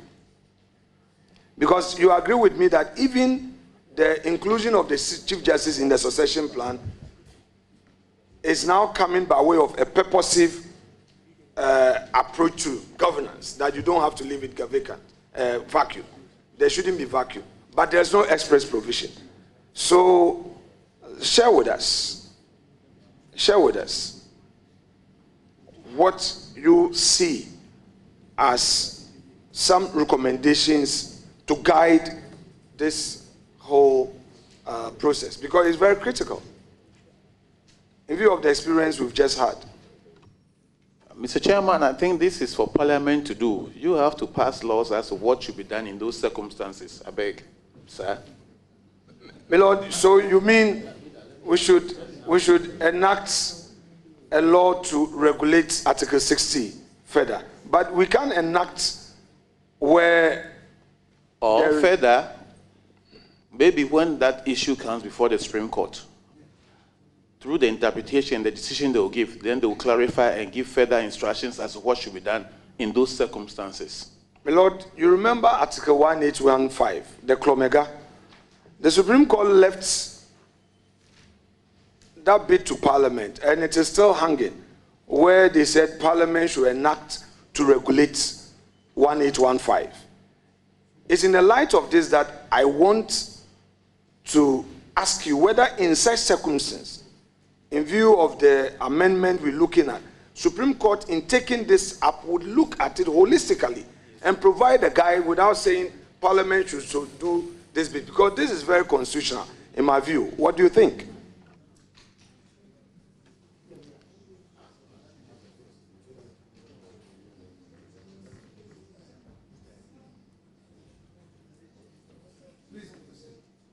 The duty of the Supreme Court, when it comes to interpretation, is the Supreme Court. So these are very good points you are raising. I think the Supreme Court, when the matter comes before them, will have to sort it out and give the various guidelines as to what should be done in the circumstances, Mr. Chairman. I think it's a gray area. So when it gets to the Supreme Court, then they will define it and give further guidelines as to what should be done. Thank you, sir.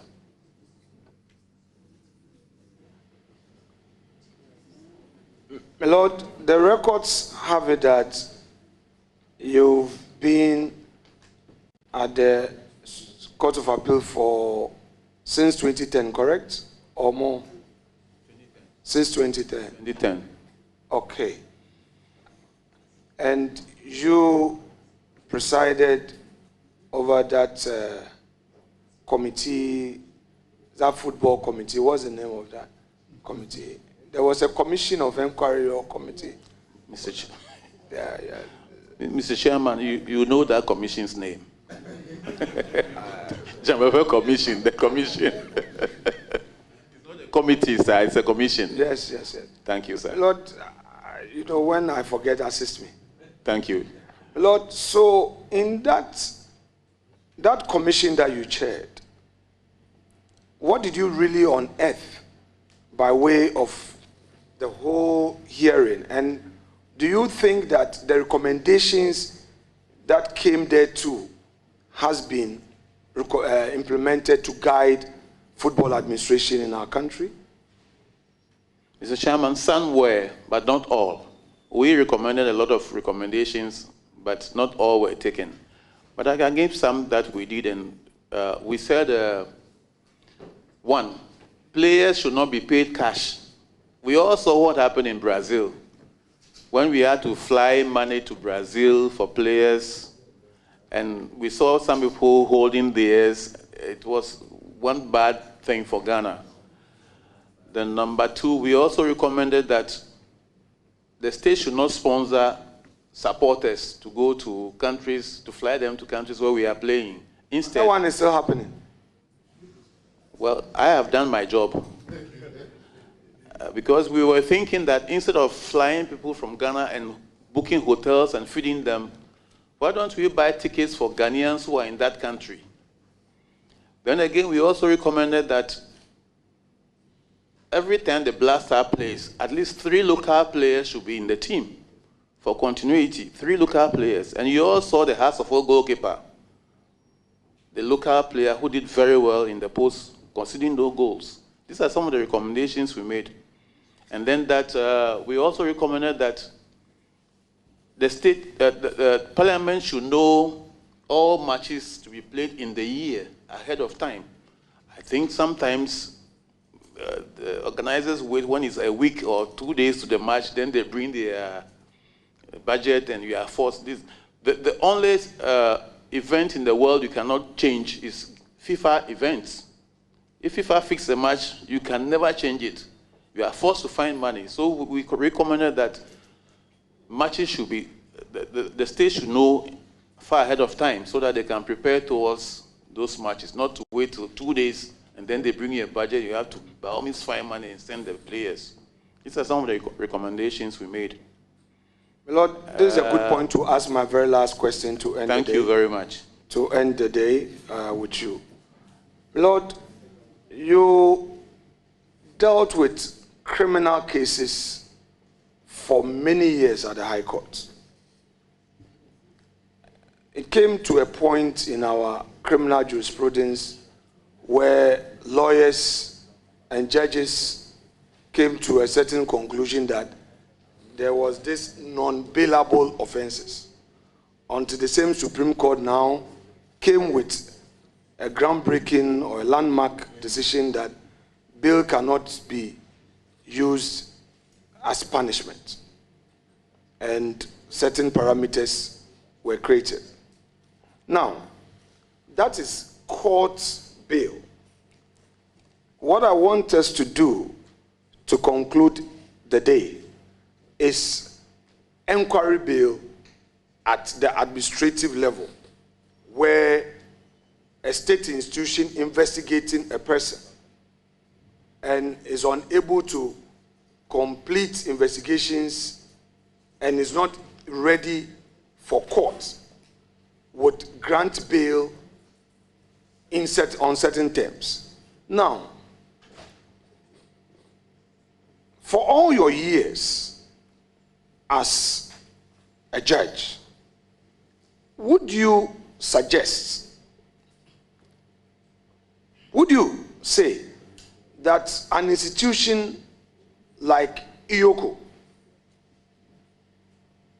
OSP, or the police service itself should arrogate to itself the power to demand what has become known as justification as bail condition, especially when they are not even ready to come to court? My Lord, I'll give you a bit background to it. In the public space, what we have heard through public statement issued, Chair, I just want to give my Lord enough background to it. I mean, ordinarily I'll go straight, but because the exercise is very good for our country, so that he can appreciate it. My Lord. But my brother, you know the rules, that when you are given the opportunity to ask questions, our rules does not allow you to address. The rules does not allow you to share your opinion or argue. That is why I am just reminding you of our rules that you are to ask questions. Okay. Chairman, that's okay. Thank you. I'm guided. So, Honorable Nominee, I am giving you this background in view of the fact that in recent times, IOCO specifically, they have justified their action of requiring landed property titled, registered with the Lands Commission with valuation report as the basis for their bail condition because of the amount they are investigating. Because of the amount they are investigating. As a judge, don't you think that these considerations matters for the court to determine? And that to the extent that the investigative body, like IOCO, is not done with its investigation to bring the person to court, demanding landed property as a condition for bail merely because there is an investigation to that amount would be a bit onerous. Mr. Chairman, from my experience, when we are faced with granting bail, we look at the charge, the amount involved, if it's liquidated, if it's money, the amount involved, and weigh the pros and cons as to whether the person will consider not coming to court for trial, whether the person is a flight risk, and we consider all that. You can't be, the basis of bail is to make sure that the person comes to face trial. But then, you can't be investigating a case, let's say, for example, $1 million in a theft case or something, and grant bail 10,000 cedis. There's a possibility that you are indirectly telling the person, go away. So we consider all these things, but I cannot tell what informed that decision by Yoko. No, I cannot tell. I cannot tell. It's not yet at the court level, so I can't tell why they demanded that. I cannot fault. I cannot fault them for that. My Lord, I'm not saying fault them. Yeah, my Lord, I'm not saying fault them. My Lord, I'm not saying fault them. On the issue of courts, I have no problem, because you, the presiding judge, will now look at the charge sheets, the evidence available, and in fact, in our modern criminal trial system, you even make available all your documents you are relying on as part of the discoveries, contrary to the previous practice where you keep it under your armpit and be releasing them one by one. Now, from day one, you are to give every document to your adversary or to the accused. I am concerned about the use of such powers at the investigation level, where you have not even concluded, but you know that the amount you are investigating is X. It could be right or wrong. It could be true or not. You've not gone to court yet. That is where I want you to share a view on for us. Not to blame Yoko. That's not what I'm asking you to do. We are expressing a view to enrich democracy.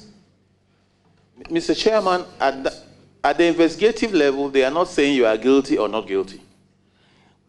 Granting bail and putting any figure on it is just to make sure you are available. And Mr. Chairman, don't forget that when you get to court, there's the possibility of the court varying even your bail bond, lower or even higher. So it's just a means of making sure that you attend, so you report yourself for the investigation. That's all. That's all about it, sir. Yeah, thank you very much, my Lord. We have come to an end of the vetting. Permit me to recognize our revered justices of the Supreme Court seated behind you. Then I will come to the family members.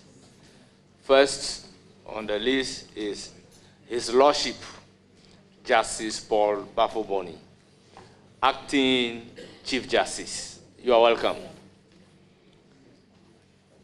His Lordship Justice Isifu Imoro Tanko Amadu, Justice of the Supreme Court. His Lordship Justice Henry Anthony Kofi, Justice of the Supreme Court and President of Association of Magistrates and Judges of Ghana.